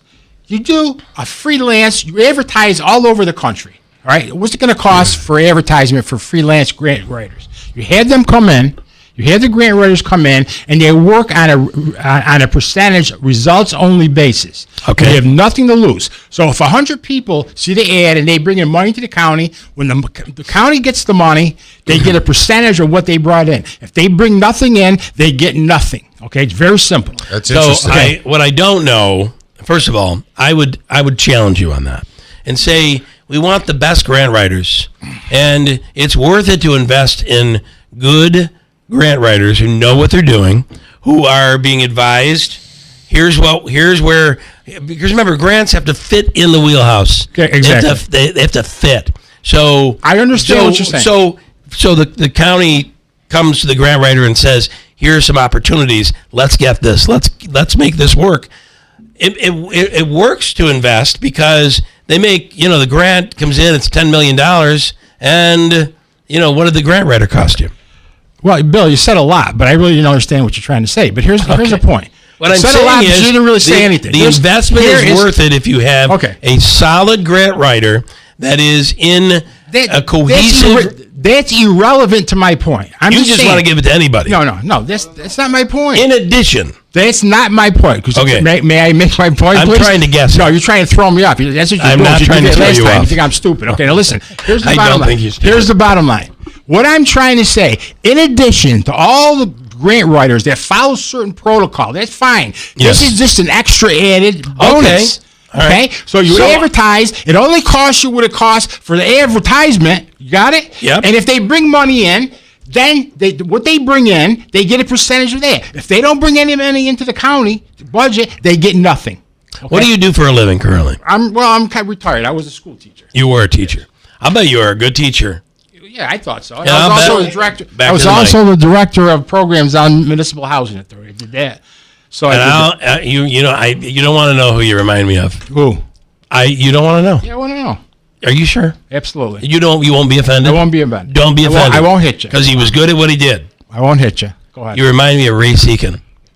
Well, I'm not that heavy. You're not. That's your delivery. You're coming at me. You're shouting it out. All you got to say is Ray Seacon can't weigh 500 pounds. RCA Color TV. I got it here. I'm just saying your delivery. I don't. It's a 32-incher, and it's yours for just. Are you gonna let me get my points across? You're gonna talk nonsense. All right, go ahead. I'm sorry. All right. Well, one thing though on the grants again.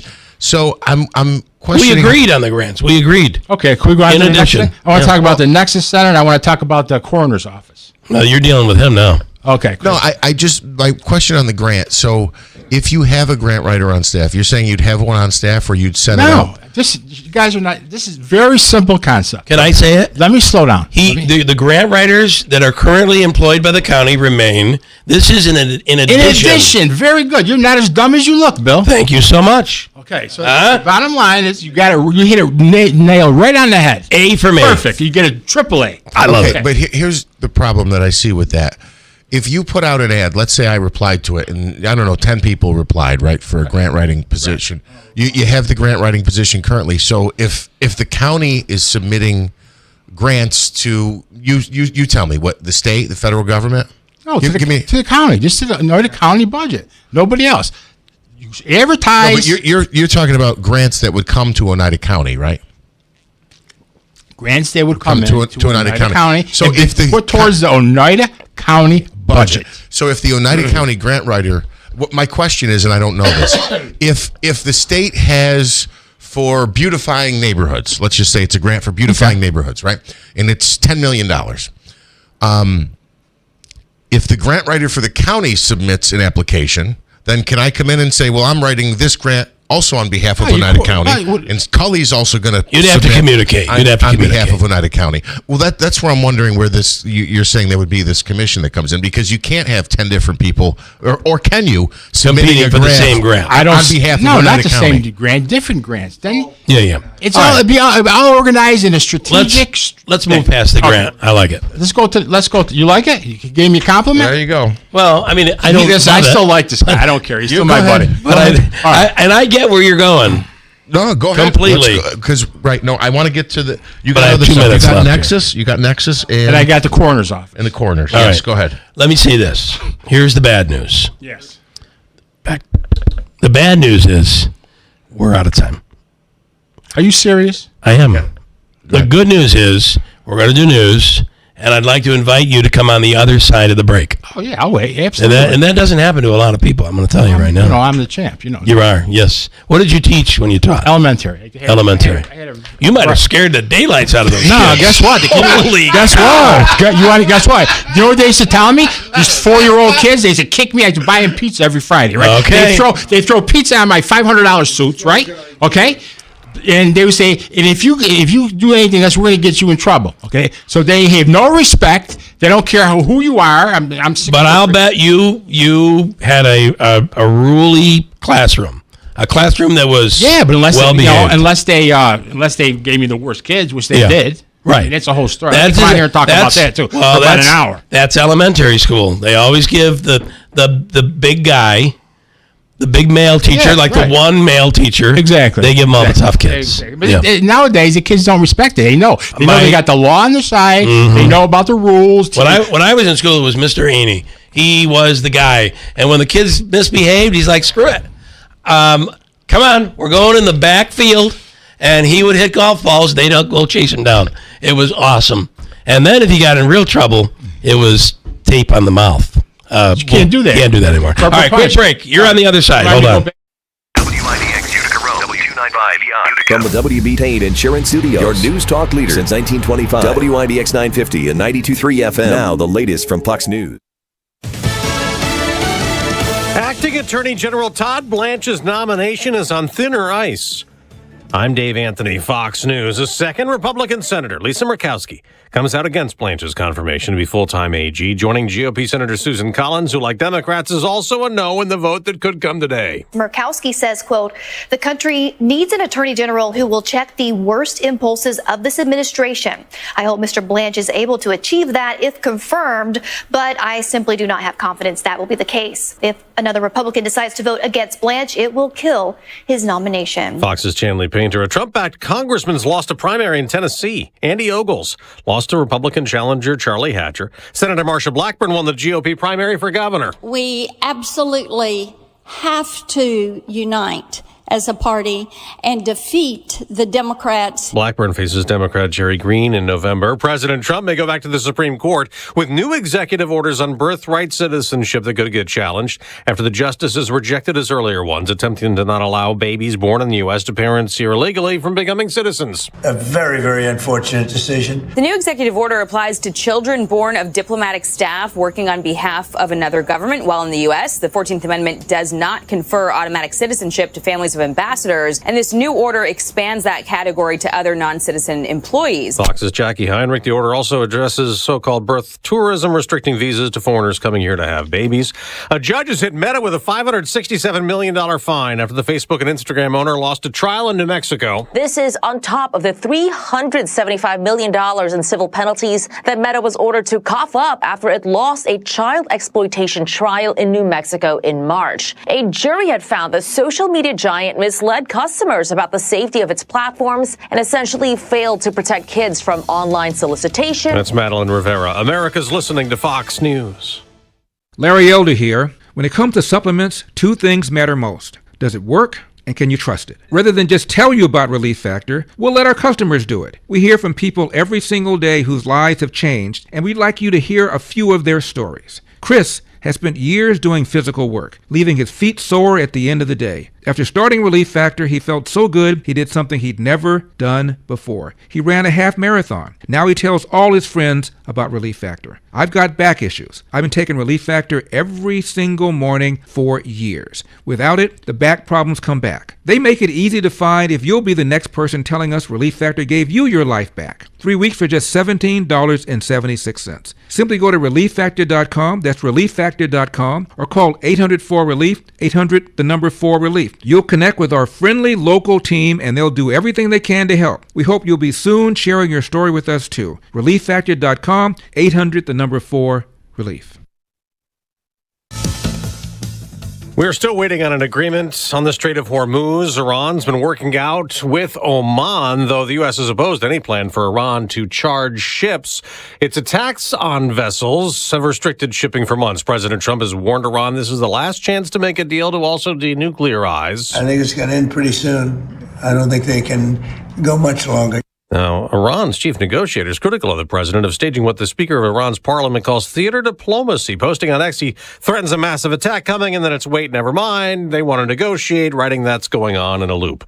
An American researcher who got sick in Antarctica has been rescued. Pitch black and 45 degrees below zero. A seriously ill American scientist has been taken from an Antarctic research base to a New Zealand hospital in extreme conditions. Pilot Louise Robertson says the Airbus A319's capabilities were tested to their limits. It was very close to being too cold, and there was a snowstorm the day before, so the timing was really such a narrow window of opportunity. It's the first time such a mission has been completed in July, Antarctica's winter, and the first in total darkness. The patient is now recovering well. Jonathan Savage, Fox News. An update to the economy is coming out this hour. It's predicted to show about 80,000 jobs created, which would be more than in June. The unemployment rate is forecast to hold steady at 4.2% after falling unexpectedly to that level in June. The report takes on added importance after the Fed left rates unchanged last week, and Chair Kevin Warsh emphasized that officials will be led by incoming data. A stronger than expected report could revive the case for a Fed rate hike, while further cooling would give policymakers more reason to stay on hold, even in the face of still elevated inflation. Hillary Barsky, Fox News. Ahead of the report, stock futures are up modestly. I'm Dave Anthony, and this is Fox News.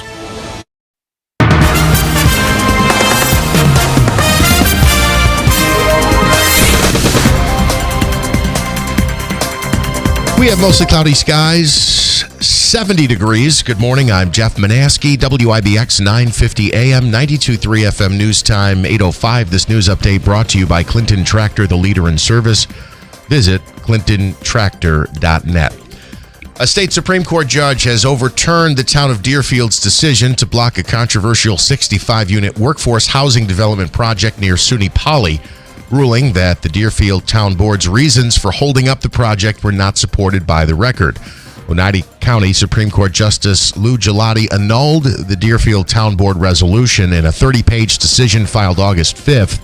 Gelati also ordered the town to authorize the permit for Pathstone Development Corporation proposed Deerfield Apartments project within 30 days after the decision is formally served with a notice of entry. The ruling is a major victory for Pathstone after more than a year of public meetings, opposition from some Deerfield residents, and questions on whether the rural property is the right location for a large affordable housing project. State Senator Joe Griffo says after cyber attacks targeting water systems across the country, Governor Kathy Hochul should assemble state agencies, private sector groups, and county leaders from across the state to assess the state's preparedness and ability to thwart such threats if they were to occur in the Empire State. He says cyber attacks were recently reported in several states, prompting the FBI, the EPA, and Cybersecurity and Infrastructure Security Agency to warn those utilities nationwide that hackers are trying to disrupt critical water infrastructure. Griffo says the potentially crippling and far-reaching attacks have exposed vulnerabilities and shortcomings in the delivery of important resources. It's now incumbent upon Governor Hochul to ensure that we can identify potential threats and are prepared if a similar attack takes place here. An update on that horrible story out of Mechanicville where 4 children were killed in a murder-suicide. The father of those children is speaking out on Facebook. He shared text messages with the children's mother that he had, the conversations he had in the final days leading up to their deaths. Investigators say that Sarah Myers and her grandmother, Amy Stedman, plotted together to kill the 4 kids and themselves. The texts show Harmon repeatedly trying to arrange video calls with the kids and discussing the children coming to Utah to spend the summer there with him. In Harmon's Facebook post, he wrote, quote, "My children were not pawns to be sacrificed when control is slipping away. They were 4 beautiful human beings with personalities, dreams, fears, laughter, and an entire family waiting to love them. They were denied the opportunity to spend the summer with me, reconnect with their grandparents, sister, relatives, and everyone who had waited so long to hold them again." A 16-year-old girl has been reported missing from Fulton County. The sheriff's office there identifies the girl as Haley Allen, about 5 feet 1 inches tall, 120 pounds, blonde hair and brown eyes. She was last seen wearing a pink shirt, blue jeans, and white sneakers. The Fulton County Sheriff's Office believes she may be headed to the Utica area. And milling and paving work is set to begin Monday in the village of Ilion. Crews are hoping to complete the last phase of the milling and paving project through next week. They'll begin working on the section of West Main Street and West Clark Street between the intersection of West Clark and Central Ave and West Main and West Street. There will be cones and flaggers there, flag personnel to help traffic through the area. Please slow down if you are driving through there. Bill, right now we have cloudy skies, 70 degrees at 8:09. Dealing with on again, off again, showers, thunder showers this morning, even into the afternoon. A little bit of patchy fog, too, and probably some hours of partly sunny, maybe more hours of partly sunny than anything. Upper 80s today, warm and humid through this evening and tonight. Showers and thunderstorms are likely, upper 60s. Chance of showers tomorrow morning, a few showers and thunderstorms tomorrow afternoon, 85. Finally, sunshine back by Sunday, 83. From the Weather Channel, I'm meteorologist Ray Stajic, WIBX 950 AM and 92.3 FM. Right now, cloudy and 71 at 8:10. All right, quickly in sports. Mets win. They complete a sweep of the Cleveland Guardians 13-6 your final yesterday. Marcus Semien, Luis Torrens, and Francisco Lindor each went deep. Torrens has been on a bit of a tear lately. Yeah. Hopefully that continues. Yankees were off last night. They opened up a 3-game series with the Braves in the Bronx. The Bombers have dropped 2 of their last 3. The Red Sox still white hot as they make it 8 straight games. They beat the White Sox last night 12-11 in 13 innings. Caleb Durbin drove in the game-winning run on an RBI single in the bottom of the 13th. Boston looks to make it 9 straight when they host the A's for the start of a series that begins tonight at Fenway. Quickly in football, Jahmyr Gibbs has a new contract with the Lions, 3 years, up to $76 million, but $51 million of that is guaranteed. The 24-year-old currently holds the NFL record for most career touchdowns through his first 3 seasons. In Tampa Bay, the Bucs say, we love Baker Mayfield. Mayfield came out last week saying the team's 2-year extension offer left him feeling disrespected and undervalued. Also, they say that they are not trading nose tackle Vita Vea. The Hall of Fame game last night in Canton, the Panthers beat the Cardinals 33-30. It was actually a game winner on the final play of the game. Haynes King rushed in the go-ahead touchdown from the 5-yard line on the game's final play. He finished with 3 touchdowns, 2 in the air and 1 rushing. The rest of the preseason will get underway next Thursday night. Did you see Sangertown has this Cirque du Soleil type horror circus? It's rated R. No. And it's happening in a tent outside Sangertown. It's coming up. Have you seen that yet, Davey? Where'd he go? Yeah, look that up. Interesting. Be good to have somebody on with that. There's also the annual sci-fi horror show coming back to Vernon Downs, and that is next weekend. Davey, do you know about this thing at Sangertown? This R-rated circus? No. There's going to be it might even be nudity. I mean, it's like what you might see if you go to a Cirque du Soleil type show. Oh, wow. Interesting. Like in Vegas, if you went to a show in Vegas? Yeah. It's going to be in a tent outside Sangertown. Oh, geez. Look it up. Okay, in studio right now is John N. Marante. He's running for an County legislator in the 18th district, which is basically East Utica. And your mic is live.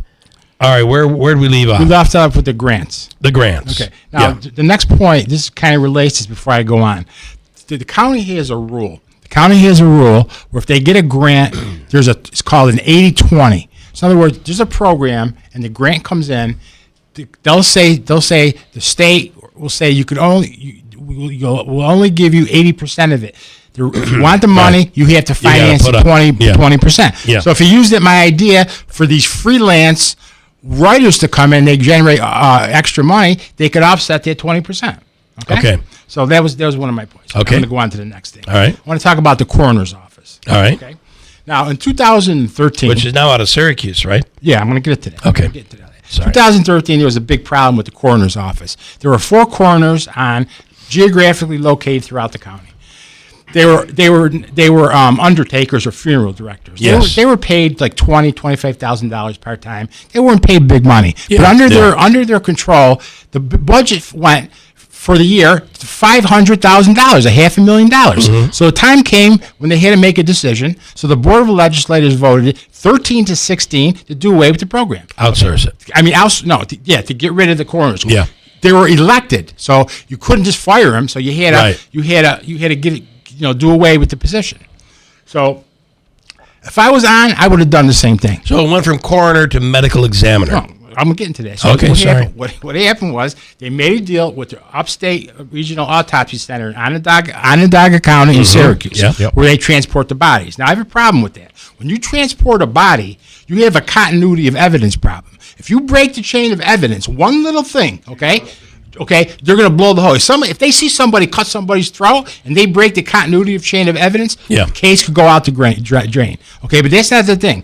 Also, last year, if you know this, they found 800, let me rephrase it, 800 bodies were claimed by the county. All right, and the cost of the taxpayer was $200,000 transporting them to the Regional Autopsy Center in Syracuse.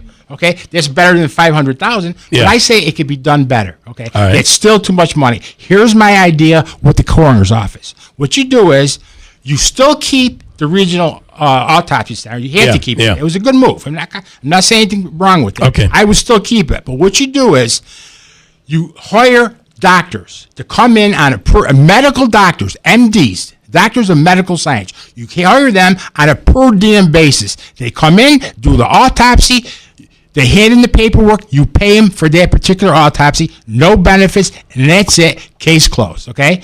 Now, the majority of the cases, any doctor, because they're random, they're routine, okay? Now, if you get a real complicated case, and they're few and far between, then you transfer them to regional autopsy. Okay, then it goes to Syracuse. So just like a regular medical case. Yeah. If it's too complicated for our Right. hospitals, we ship them to a bigger hospital. Right, so you keep that, but here's where you're going to save money. You get them on a per diem basis. You don't hire them. You don't give them benefits. You don't give them any benefits. You give them one straight flat fee for doing the autopsy. That's how you handle the coroner's office. Now I'd like to go on to the next. All right. Okay. I don't have notes. I'm just checking these things off I want to say. Oh, by the way, let me say this. This year, the budget was $561.4 million, all right? All right? It's up 2.9%. 2.9% of the figure I just counted at $16 million. The price of the budget went up the first time in 13 years, okay? So the taxpayers are responsible for $16 million more the first time in 13 years. So I say it's a time for a change, and I'm your vehicle of change. I'm the candidate to make sure there'll be no more raises in the budget. I'm the one who will do that. How will you do that when you're one tax increases? I'm going to get to that. I've been doing it. When you're one vote. Now he's being a wise guy, right? I'm just saying, you're the one that's Listen, I happen to know. You want to make a little bet on this? I happen to know that I'll get more than one vote. So you're trying to throw me out. No, he's saying you're one vote on the board. No, he's not saying you're only going to get one vote. I'm saying you're only going to get one vote. That's true. Yeah. But you're interpreting that I just said only you're going to vote for you. No, I know you're right. I'm saying I apologize. on the legislature, you're one vote. You're 100% right, but you still want somebody with my type of thinking, even though I'm one vote. I understand. Okay. You don't want people that are going to go out and raise taxes. You still want someone like me. So can I continue what I was about to say? Yes, please. Finish with the coroner's office. Yeah. Okay. Now, distracting. Don't. Let's go on to the Nexus Center. Okay. The Nexus Center is. No, he's getting water. Take some water. Nexus Center is, well, first of all, Nexus Center, as we know, brings in a lot of revenue to this area. There's a huge tournament going on this weekend. Okay. Yeah, it's like it's hockey on regular shoes. No skates. Oh yeah. Okay. Right, There's also a basketball tournament going on there. Yeah. So now, as you both agree, they bring in money and revenue to the area. Yep. So they bring it in through the bed tax. When people stay at hotels, they pay the bed tax. Yep. They go to restaurants, they pay sales tax. That brings money to the area. However, it's on county land, but it's owned in collaboration by the Upper Mohawk Valley Memorial Auditorium. It's owned by the Utica University, and the county. Three of them are in partners. Now, there's Are they really? I thought the Utica University was only a sponsor. Well, let's put it this way. On the paperwork, they're all three listed. Okay, I didn't know that. They're part owners. He's right. Okay. So now, there's no state law in New York saying that one member, if they jointly own a property, there's no state law saying that one member of the jointly owned property can't charge another one rent. So what I'm saying is this: get the auditorium and the college to give the county rent, because this is Oneida County. It's on county land. Now here's how you could do it legally, because there's no law prohibiting it from the state. You rewrite the agreement. Okay, you got to take the agreement off and you got to rewrite the agreement and say that those two entities are going to pay the county, the third entity, rent. They will bring money directly to the budget. That's another one of my ideas. Okay. Any questions? Well, I will tell you right now, Utica College is in no position right now to add another bill. Bill, these are just ideas I'm throwing out for the county, the taxpayers. All right. Hold on. Cully is whispering something in my ear about Utica University being a not-for-profit. But even beyond that, the board that oversees it, okay, that is a group appointed by the county. This is my understanding, and they're not pulling money. I don't think those members are paid, and they're not like an entity that's creating revenue off that. That is a county facility, and that board is appointed or put up there, I believe, by the county. It's not like they're pulling money from the county. other than operational expenses for the facility. Jeff, I know it used to be the audit authority. I know what you're saying. Audit authority, yeah. It may not even be feasible. I'm just saying you need a candidate who's looking towards to save the taxpayers' money, and you need somebody who's going to think outside the box like I'm doing. That's all I'm saying. These are ideas that the way I'm thinking. Maybe you can't do it, and maybe it wouldn't even work. But still, you got to start. Everything starts with an idea, okay? Yeah. So, I mean, that's what I'm saying. Okay. All right, so the next sentence covered. Now, United Indian Nation, they bring in $26 million to the county. They're flourishing up there. I was up there in the Boxing Hall of Fame weekend. They're flourishing up there. The same political machinery that got this $26 million, let's increase it, okay? Bring the county, say, $36 million. You can see how they're adding on hotels. Well, this is I don't mean to throw a monkey wrench in this one, but that's a major... And that's a state deal. That's the deal with the state. But remember, that's multi-county. It is. And which county was it? Madison tried to go back and change the deal. Agreement, yeah. That'll take you 10 years to get it off the ground, but okay, it's an idea. It's an idea. Okay, now the last thing is, I don't know if you guys know that. I mean, everybody knows this. The Department of Social Services, that's 90% of the budget. Okay, the state mandates them to pay their money, which they have to because it's Medicaid, it's food stamps, it's foster care. And a lot of that responsibility has been pushed back onto the counties. Exactly. And the counties' hands are tied, so they have to pay. He's saying $261 million, 90% of it's 90% of it. I mean, you're talking $561 million. Yeah, you're talking 90%, and the county could do nothing about it. So I understand that. Okay, so what you can do is, I came up with this. I don't know if I said it on this show. Even though it's a small thing, even they do something like this, you use community resources. You use welfare to work, okay, which they probably do. So in other words, if you're young and you're healthy and you're getting subsidies from the county, come in and do a job. So the county gets a job done without getting paid. Instead of staying home and drinking Muscatel and smoking Tijuana tobacco, go to work, okay?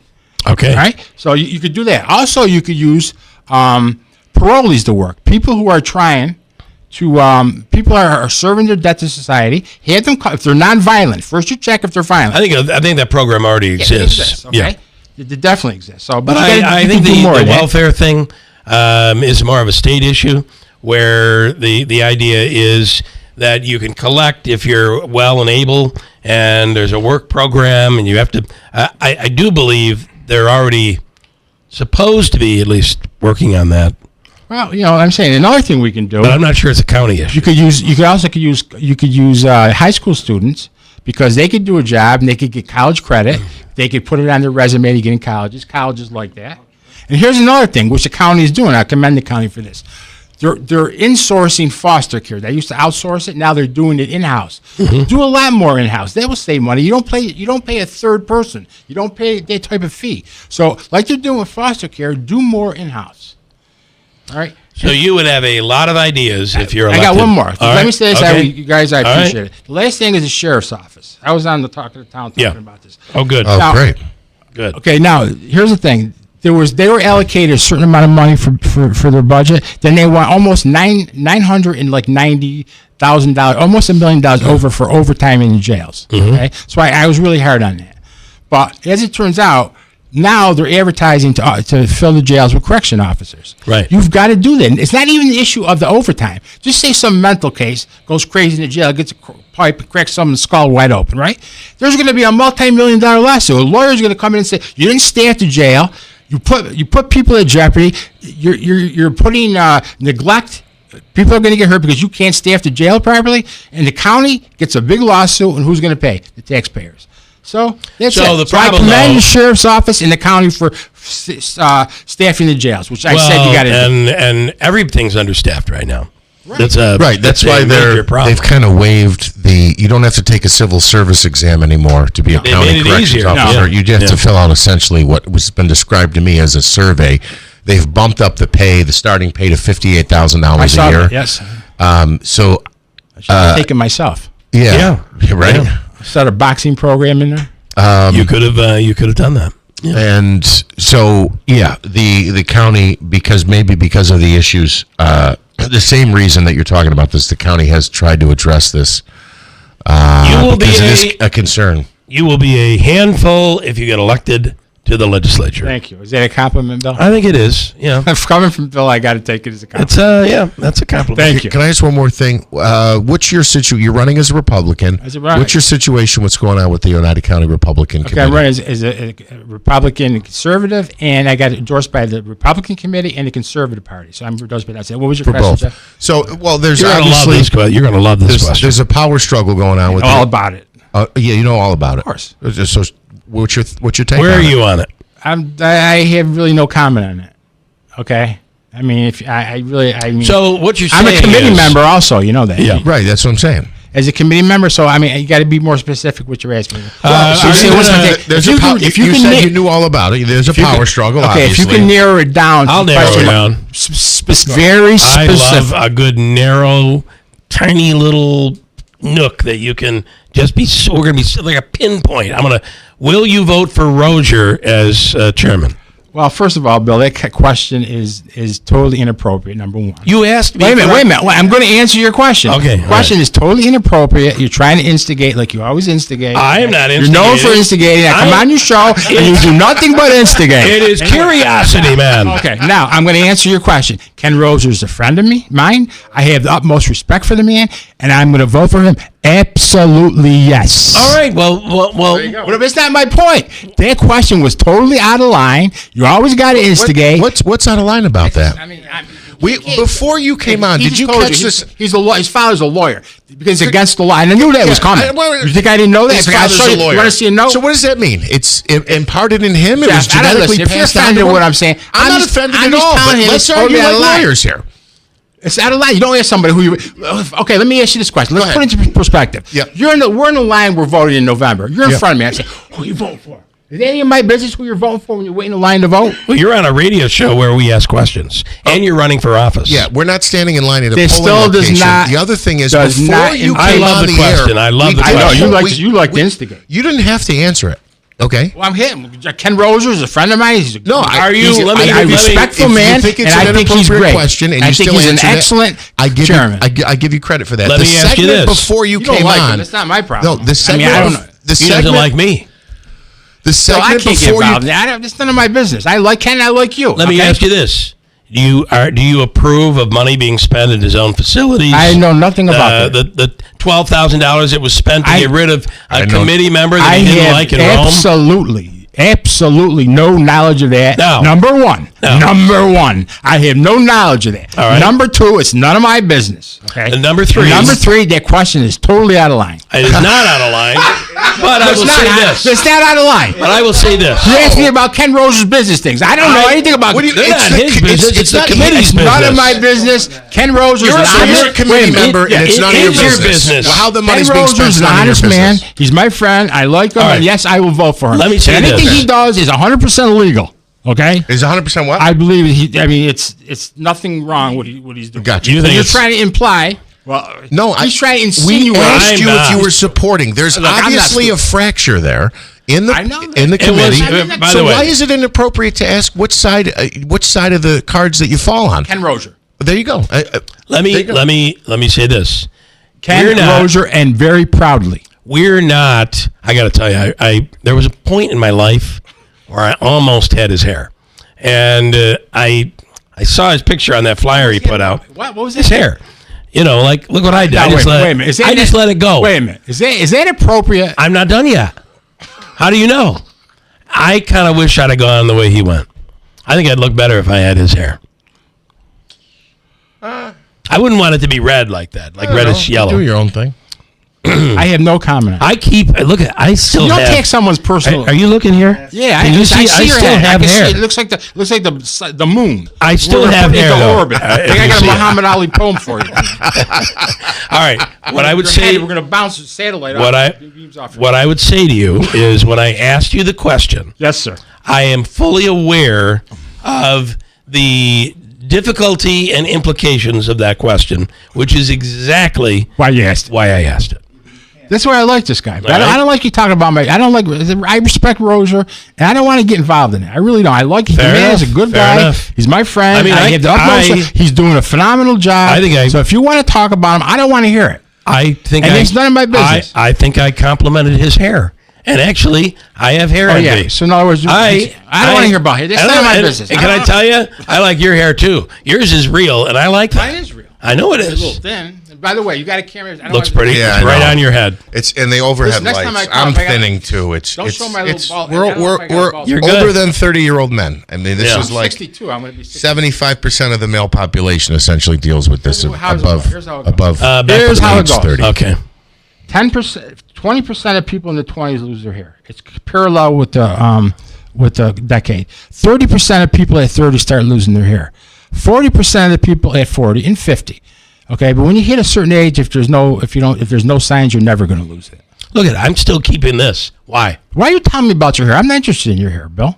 You should be. We're going to put you. We're going to. You should be. You should be. I'm going to call Leon Musk. We're going to put you in a rocket above the Earth, and we're going to bounce satellite. You mean that's off Elon's your head as a satellite. lesser-known That's twin- what we're going to do. twin brother. Leon uses firecrackers.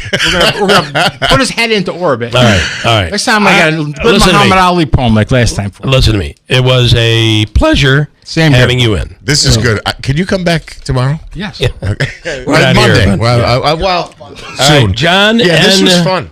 Marante. Okay. I appreciate your honesty, and you I always would be honest with the taxpayers and things. Can I just say one closing thing? I don't agree with everything, but I appreciate Of course, it. you had that right. Yeah. Which says, okay. I'm just going to say this. I'm the candidate of change. I will keep the number one purpose of government. Number one is to keep people safe. Okay, everybody agree with that? The government has got to protect the people. So I will go along with law enforcement and the court systems to protect them. I'm only one vote, but I'll still vote with them. all right. And the second thing I want to say, I'm the candidate of change, and I'm asking for your vote on the people, not you. I mean, people of the. I can't vote for on you. November 3rd. No. I have Tom. Oh my God, he was a teacher. Yeah, I kind of think you'd be. You got a question? I'll take a question. I do have one. Ready? Who is your opponent? Joe Fergal. And let's see. You lost. You lost once. Are you? Twice I lost. Twice. Why do you think a third time? Why is the third time going to be different? That was a question from the app. Because it's going to be different this time. All right. Because I probably would want, if I knew what I knew today, I would have won the first and second. I would have won the second. First Okay. time. All right. Because Okay. I knew nothing about politics. I was totally green or raw. I know yeah. nothing. Okay. Now I'm matured. I know what to do now. All right. All right. Plus that was rigged anyway, kind of. Well, let's not go there. Yeah, it was. Off mic talker over here. All of a sudden, he's gotten the I'm driving me nuts. exhausted. Okay, I got a break. Thank you. Thank you. I enjoyed coming out, Thank you. Jeff. It's good seeing you. Good to see you too, John. Coming up, we have an update. We talked about the United County Republican Committee and the financing. I do have a bit of an explanation why we didn't get all of the numbers. Okay, and the we'll breakdown. get to that. Scott and Kirkville coming up. Hold tight. But we're going to do it after John leaves because even though he's a committee member, it's not his business. He doesn't want to know. I don't want to know. We don't want I to really get don't into want that. to get stick my neck where it he doesn't. Where I that don't wanna hear- Republican, I mean- where the committee money comes in and what happens to it, even as a But I'm not, committee see, member, I'm not you in don't charge. want to I'm know. not in charge of that. I have no control. We'll do it after. We're not going to do it now. We'll do it after. But to be fair, much of what your campaign proposals are, you're not in charge of either. I mean, you're throwing out ideas that are going to have to be. You're going to have to sell them to the county executive in order to kind of push this and Listen, other members of the. I think I would work very well with Anthony Pacenti. He's a gentleman. I like him. He's a complete gentleman, and I think I would work very well with him. I really and truly do. All right, I'm glad I asked that for you to say that. I mean, I speak the truth. You do. Okay, I respect the man, and I always will respect Anthony Pacenti. All right, I respect John Morante, running for United County Legislator, 18th District, let me Republican know. I'd like to and come back. conservative candidate. Let me know. We're going to have you back. Yeah, There's no question. I break him on him. We joke around, but It's I good, like no. like Bill Keeler. I like him. No, I don't think there's speak any hard highly of him. feelings. And even when we I even disagree, talk about his bald head and I appreciate you coming in and sharing your ideas, even when we Look push at- I back got a and Muhammad this Ali is a phone good next time I segment. come on. We're going to do that the next time. Look at Davey. He has no hair. We're both cancer survivors. I don't care about hair. What do I? We do. I come in to talk about. You're talking about bald heads. I don't care. Of course, you don't care about hair. You have it. Well, I don't know about that. That's true. I'm just saying. All right, thank you. Listen, I got one last thing to say. Oh, I good. like your show. I'm gonna give you a compliment. All I right. admire your style. Okay. But your questions are so easy. I won't be back for a while. Oh, I like that. That's a little Muhammad Ali style right there. I like it. I got a break. Hold Take on. care, We'll John. talk to Scott and Good to see Kirkville you. coming up. Hold on. Don't shake my hand. I'm not feeling well. So. Thank You you. can hear it in his voice. Yeah. Got a break. Hold on. This is Dan from Acme Pool and Spa on Commercial Drive in New Hartford, across from Texas Roadhouse. Get years of summer fun for you and your family with a new above-ground pool starting at just $89.99 installed. You can take advantage of our 0% in-house financing. We can have your new pool installed in about 10 days. Don't let the summer pass you by. If an in-ground pool is your dream, the experts at Acme will guide you through the process. There's nothing better than enjoying summer in your backyard with an in-ground pool. Don't miss out on our midsummer sale with above-ground pools starting at $89.99 installed within about 10 days with our in-house 0% financing. Or let the experts at Acme guide you through selecting a custom in-ground pool, choosing from steel or fiberglass options. That's Acme Pool and Spa on Commercial Drive in New Hartford, and our midsummer pool sale going on now. We do the work, you just enjoy.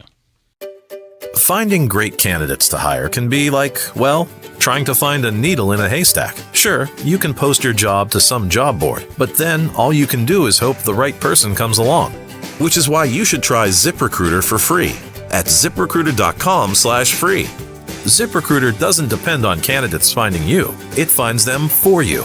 Its powerful technology identifies people with the right experience and actively invites them to apply to your job. You get qualified candidates fast. So while other companies might deliver a lot of hay, ZipRecruiter finds you what you're looking for. The needle in the haystack. See why 4 out of 5 employers who post a job on ZipRecruiter get a quality candidate within the first day. ZipRecruiter, the smartest way to hire. And right now, you can try ZipRecruiter for free. That's right, free at ZipRecruiter.com/free. That's ZipRecruiter.com/free. ZipRecruiter.com/free. ZipRecruiter. Did you know your most treasured rugs can look new again?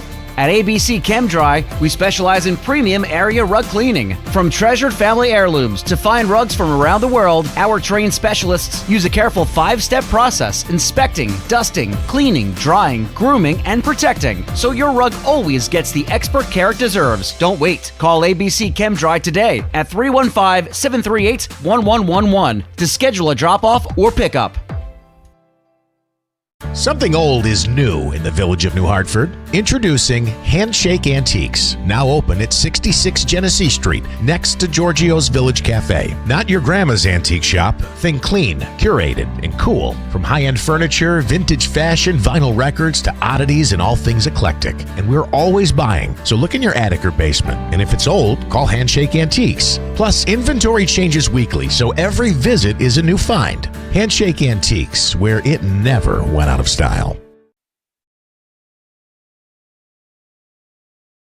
Celebrating 100 years. This is Keeler. WIBX 950 and 92.3 FM. Now back to the Keeler Show.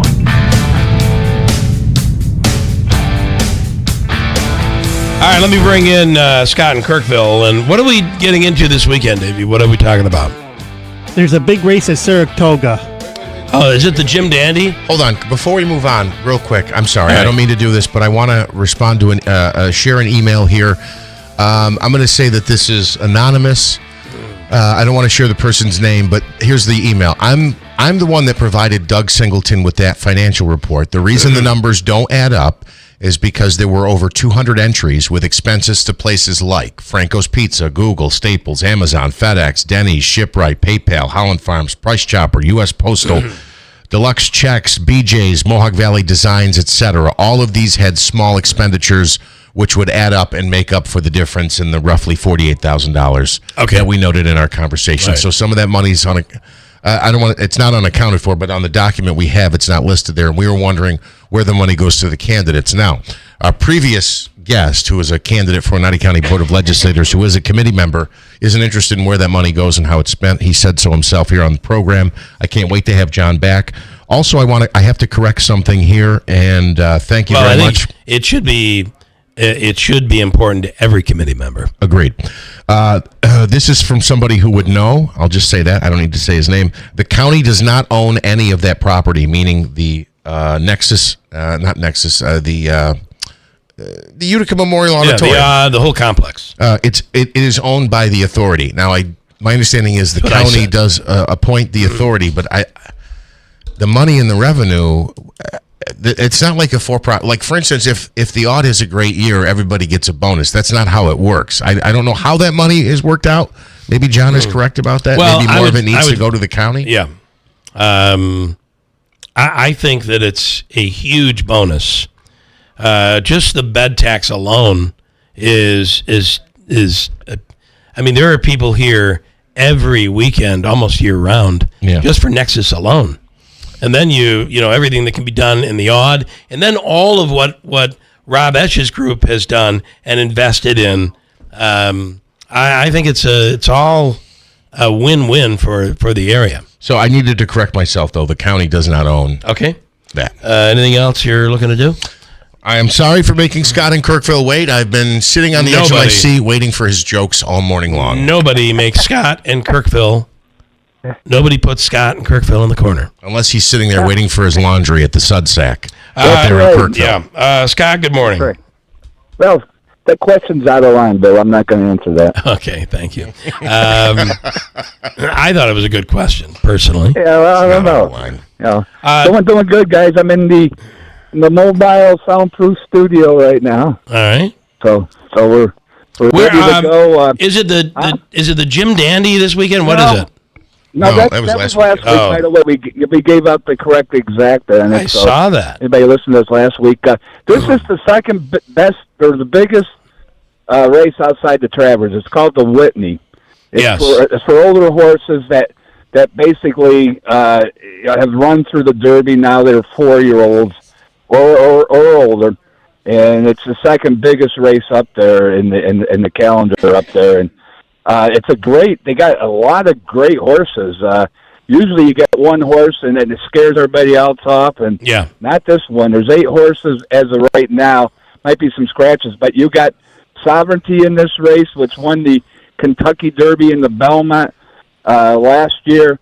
You got Magnitude, which won the big race at Churchill besides the Kentucky Derby. He won the Stephen Foster. There's a female run in Nitrogen, the 2-horse, which was basically going to blow away, sort of like Torpedo Anna, the Bill Keeler money special a couple of years ago. Yeah. It's a female horse that they decide, you know what, this is more important than just beating up the fillies. So that's great. Baeza, which ran in all the races as a 3-year-old last year, finished 3rd in the Derby and 3rd in the Belmont, and 2nd in the Stephen Foster. That's the horses running. So it's a great race. Are you saying it's anybody's race? When you break down, they say pace makes race. The horse that sort of been the Bill Keeler money horse that came out of nowhere because it got better as a 4-year-old is the 1-horse Magnitude. It's won the last 2 races, beat Sovereignty, beat Baeza. White of Burial's in this race too. And here's a horse no one's talking about. This horse won the Breeders' Cup race 3 years ago in a $10 million race, and no one's talking about the horse because horse won one race to start the season, but hasn't done well the last couple of races. It's very inconsistent. He either wins or he's up the track. Are you willing to give some picks that people could run with? All right, here we go. The horse, if Nitrogen does not run with Magnitude with his own horse, he's going to be on the lead, and he could go the distance. There's a horse, the 4-horse called Strong Somebody. Not going to win the race, but he's speed. If he decides to challenge Magnitude, he won't win the race. Might take the 1 down. The 8-horse Baeza and the 6-horse Sovereignty is going to be flying at the end. But Magnitude, the 1-horse, has been a horse that it's been like our gravy train. All right. And he's going to be on the lead. You know what? I don't know if you know that one of her favorite weather ladies, Violet's leaving the area. I saw that. Channel 3. Yeah, in Syracuse. And, I used to love her because when she turned sideways on the national map, she wiped out the eastern seaboard, and she did more for erosion the eastern seaboard and climate change in the last 15 years. But I'm not sure how we transitioned to this, but okay. Yeah. But also, if you want to talk about it a little bit, there's no more Triple Crown. So I saw they're moving the Preakness.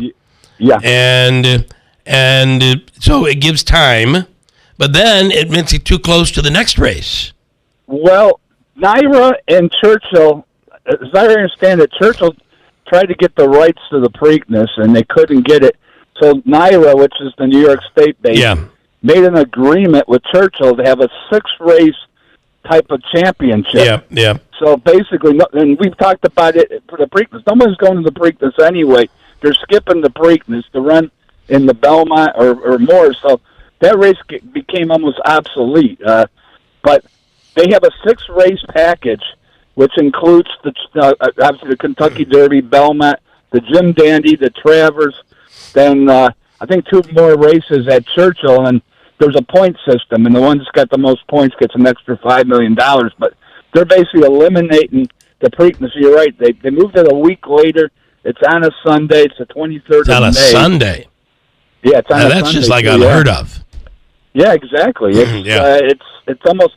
The ironic part is, I don't know if you kind of follow horse racing, but Belmont, they tore it down. They built a brand new Belmont, which cost over $100 million.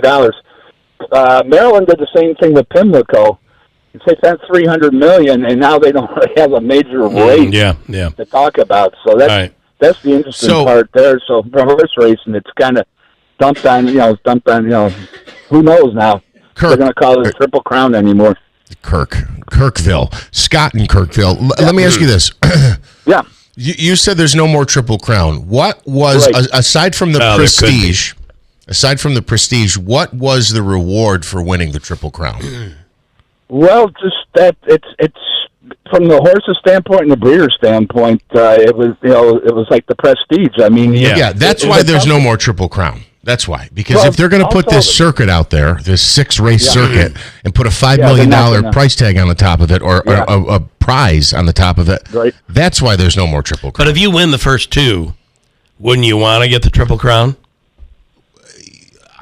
I think if you ask the average breeder, they'd say, I want the $5 million. Okay. Yeah, you're probably right. Well, the thing is, they were turned down the Preakness anyway. Sovereignty won it, and basically, I knew it, but they wanted to. Well, we'll see what happens. Basically, the trainer said he's not going to the Preakness right after the Derby. So this year, the winner of the Derby, same scenario. They're all skipping the Preakness anyway. Yeah. And like you said, the only way they were talking about putting it a month in between all 3 races, which takes away the specialty of trying to win 3 races in 5 weeks. So it just becomes a normal race and stuff like that. All right, interesting. Okay, so the tomorrow's the Whitney is NBC tomorrow, right? We're going to go with the 1 and the 6-8 is going to be flying at the end. So if the 1 doesn't win it, look at the 6 and the 8 from just closing standpoint. But Magnitude's beating all these horses the last race, and should be able to do it again. Hey, you got actually Howard Potter coming on. I understand he's got a book out there. I'm not a spoiler. I'm a foiler. I heard he's got a book out there. I like it. Yeah. The Sorcerer Foiler. Whatever. Okay, Scott, good stuff. If I had a rim shot, I'd be right there with you. Well, you asked me appropriate questions, and I was able to answer them. All right, they were not inappropriate. I appreciate that. All right, Scott, thank you, man. Have a great weekend. Win some money.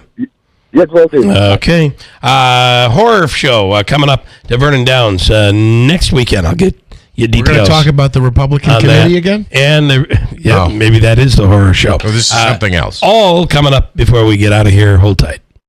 Do not trust what any CEO ever tells you. Do not trust US Mobile just because I'm telling you. My name is Ahmed Khattak and I'm the founder of US Mobile. US Mobile invented this technology that lets you share data across any of the 3 networks in America. There's more coverage than any single carrier in America because we give you all 3 of them and let you switch between them anytime. Our cheapest plans start as low as $5. They go up to $44, but that $44 plan gives you unlimited priority data in America and keeps you connected in more than 160 countries abroad. US Mobile offers a 30-day free trial. US Mobile has no contracts. We don't lock you down. And over 1 million customers seem to like it. We're a top-rated carrier by Consumer Reports. US Mobile is Wirecutter's top cell phone plan.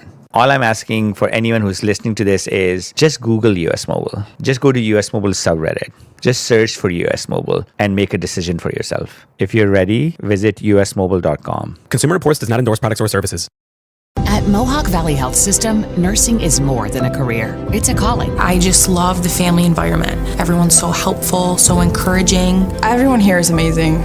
Whether you're starting your journey or ready to grow, MVHS offers competitive pay, career development, and a place to belong. Everybody wants you to succeed, and I feel like the patients and families also feel that as well. My team helps me grow here. Mohawk Valley Health System. Change lives, starting with yours. At Mohawk Valley Health System, we're investing in nurses like never before. Working at the Wynn Hospital in the OR has given me the opportunity to not only enhance my critical thinking skills, but also my autonomy. With competitive new rates, career development programs, and a culture built on support. I love the team that I work with on the 7th floor. Here at the Wynn Hospital, I'm not just part of a team, I'm part of a family. You'll grow your nursing career with great pay, a supportive team, and real opportunities. Here at the Wynn Hospital, I can find my niche and grow. Change lives, starting with yours. Did you know your most treasured rugs can look new again? At ABC ChemDry, we specialize in premium area rug cleaning. From treasured family heirlooms to fine rugs from around the world, our trained specialists use a careful 5-step process inspecting, dusting, cleaning, drying, grooming, and protecting, so your rug always gets the expert care it deserves. Don't wait. Call ABC ChemDry today at 315-738-1111 to schedule a drop-off or pickup. Little Falls Lumber has everything you need for home improvement season. They're fully stocked with secondary grade metal in all colors. Available in 12-foot lengths and affordable solutions for sheds, garages, and roof repairs. Tired of digging through warped boards at the big box stores? At Little Falls Lumber, you'll find only premium grade lumber, hand-selected for quality. They also carry roofing, siding, windows, doors, and much more. Visit Little Falls Lumber in Little Falls in Syracuse. Call 315-823-2470 or go to littlefallslumber.com. Celebrating 100 years. This is Keeler. WIBX 950 and 92.3 FM. Now back to the Keeler Show.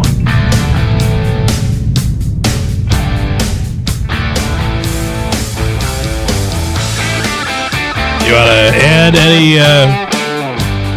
any commentary there, Manaski? I don't know. Do I have to be positive? My YouTube page just shut down. Some of the comments weren't very flattering as it relates to John when he was in here. Some of our YouTube audience didn't love him. I love the guy. This guy isn't having any of Bill's FS. You can 2 single syllable words. Okay, if that's your interpretation of what just happened. Okay.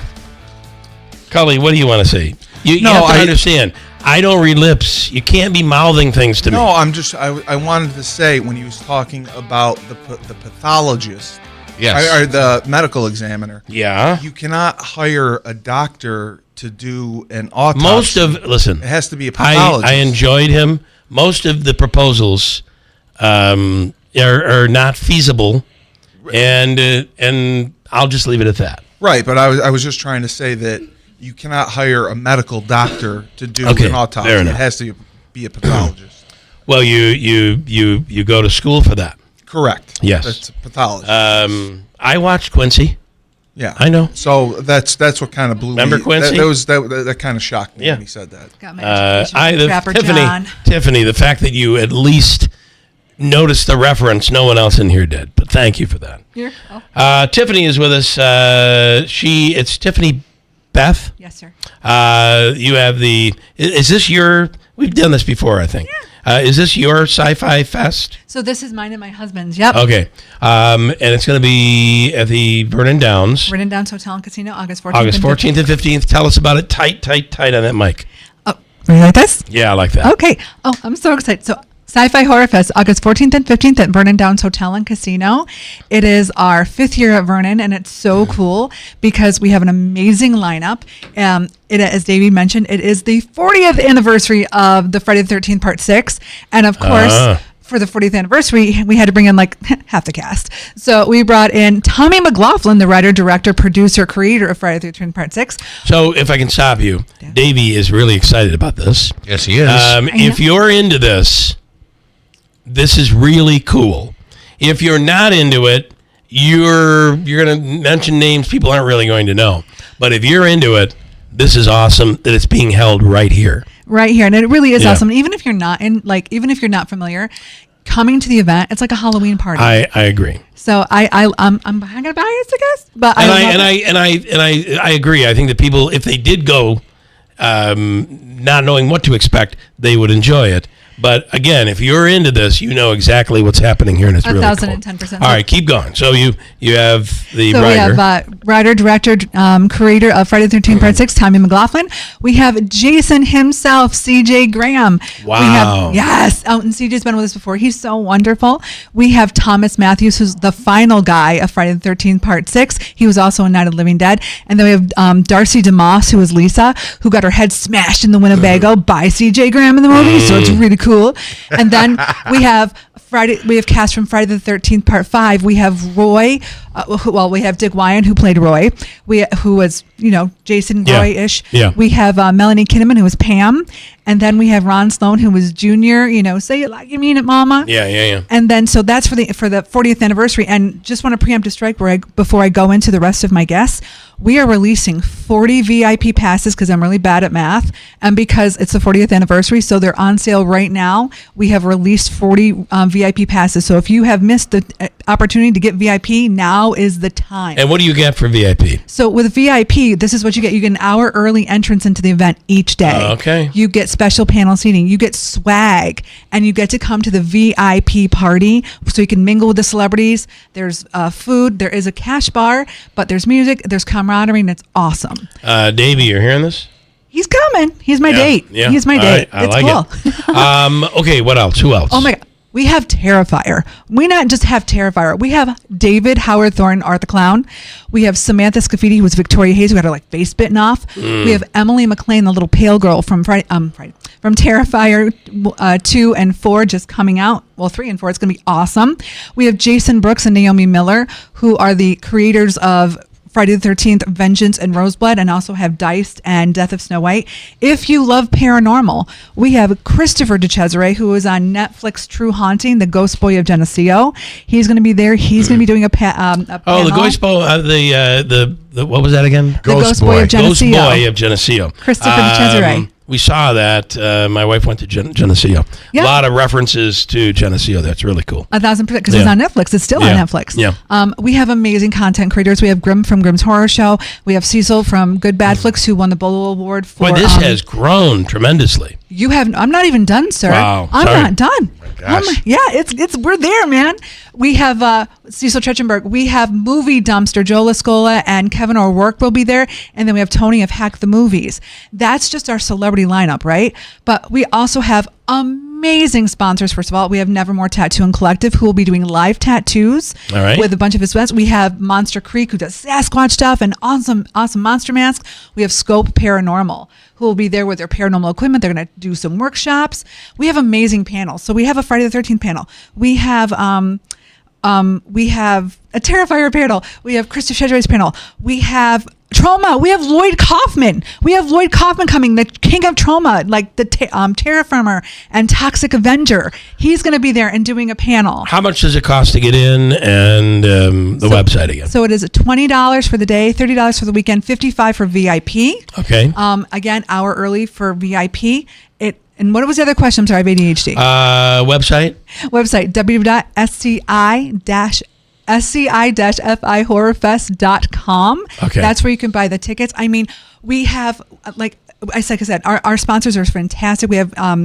we're running out of time, so keep hitting them. Okay, so also we have food trucks. We have Elm Street Tacos. We have Delilicious. We have Oldies and Goodies food. We have La La Lemonades. We have Halloween night, Batman versus Michael Myers movie screening. And it's going to be so awesome. We have everything for kids. And also, really quick, I have to sell this. We have a huge Art the Clown and Jason Voorhees cosplay picture. So it's free to do the picture. If you just got to dress in a cosplay of Art the Clown or Jason, we have to recognize you. But it's free to take part, and we're going to take a huge picture, and we're going to send it in the news and send it in for records, and to see how many Art the Clowns and CJ Grants we can get in. It is next Friday and Saturday at Vernon Downs Hotel and Casino, www.sci-fihorrorfest.com. All right. And if, like I said, if you know this stuff, this is cool. Davey's looking forward to it. Thank you. Enjoy the weekend. We're back here Monday. WIBX Utica Road, W295 Utica. From the WB Payne Insurance Studios, your news talk leader since 1925. WIBX 950 and 92.3 FM. Now the latest from Fox News. Jobs lost, not gained. I'm Dave Anthony, Fox News. We just got that hiring update, a worse than expected jobs report for July. Negative 23,000. Unemployment rate drops in July to 4.1% from 4.2% in June. Fox Business Network's Lauren Simonetta, that lost jobs last month unexpected. A gain of 80,000 jobs was predicted, and there have been revisions down for May and June. 103,000 fewer jobs created than first reported. But on Wall Street, stock futures rise with less concern about a future Federal Reserve interest rate hike. The Senate may vote today on Acting Attorney General Todd Blanche's nomination, and the second Republican plans to vote no. Lisa Murkowski joins Susan Collins opposing making Blanche full-time AG. Murkowski said in a statement that she is concerned that the Trump administration could go forward with its proposed fund to compensate January 6th rioters, even though Blanche has said he will shelve the idea. She also said she has issues with the handling of the release of the Epstein files and what she called, quote, sweeping immunity protections granted to President Trump, his family, and their businesses, among other things. That's Fox's Tanya J. Powers. If one more Republican senator sides with Democrats, Blanche would not be confirmed. Another congressman has lost a primary, the ninth one in the House this year. Andy Ogle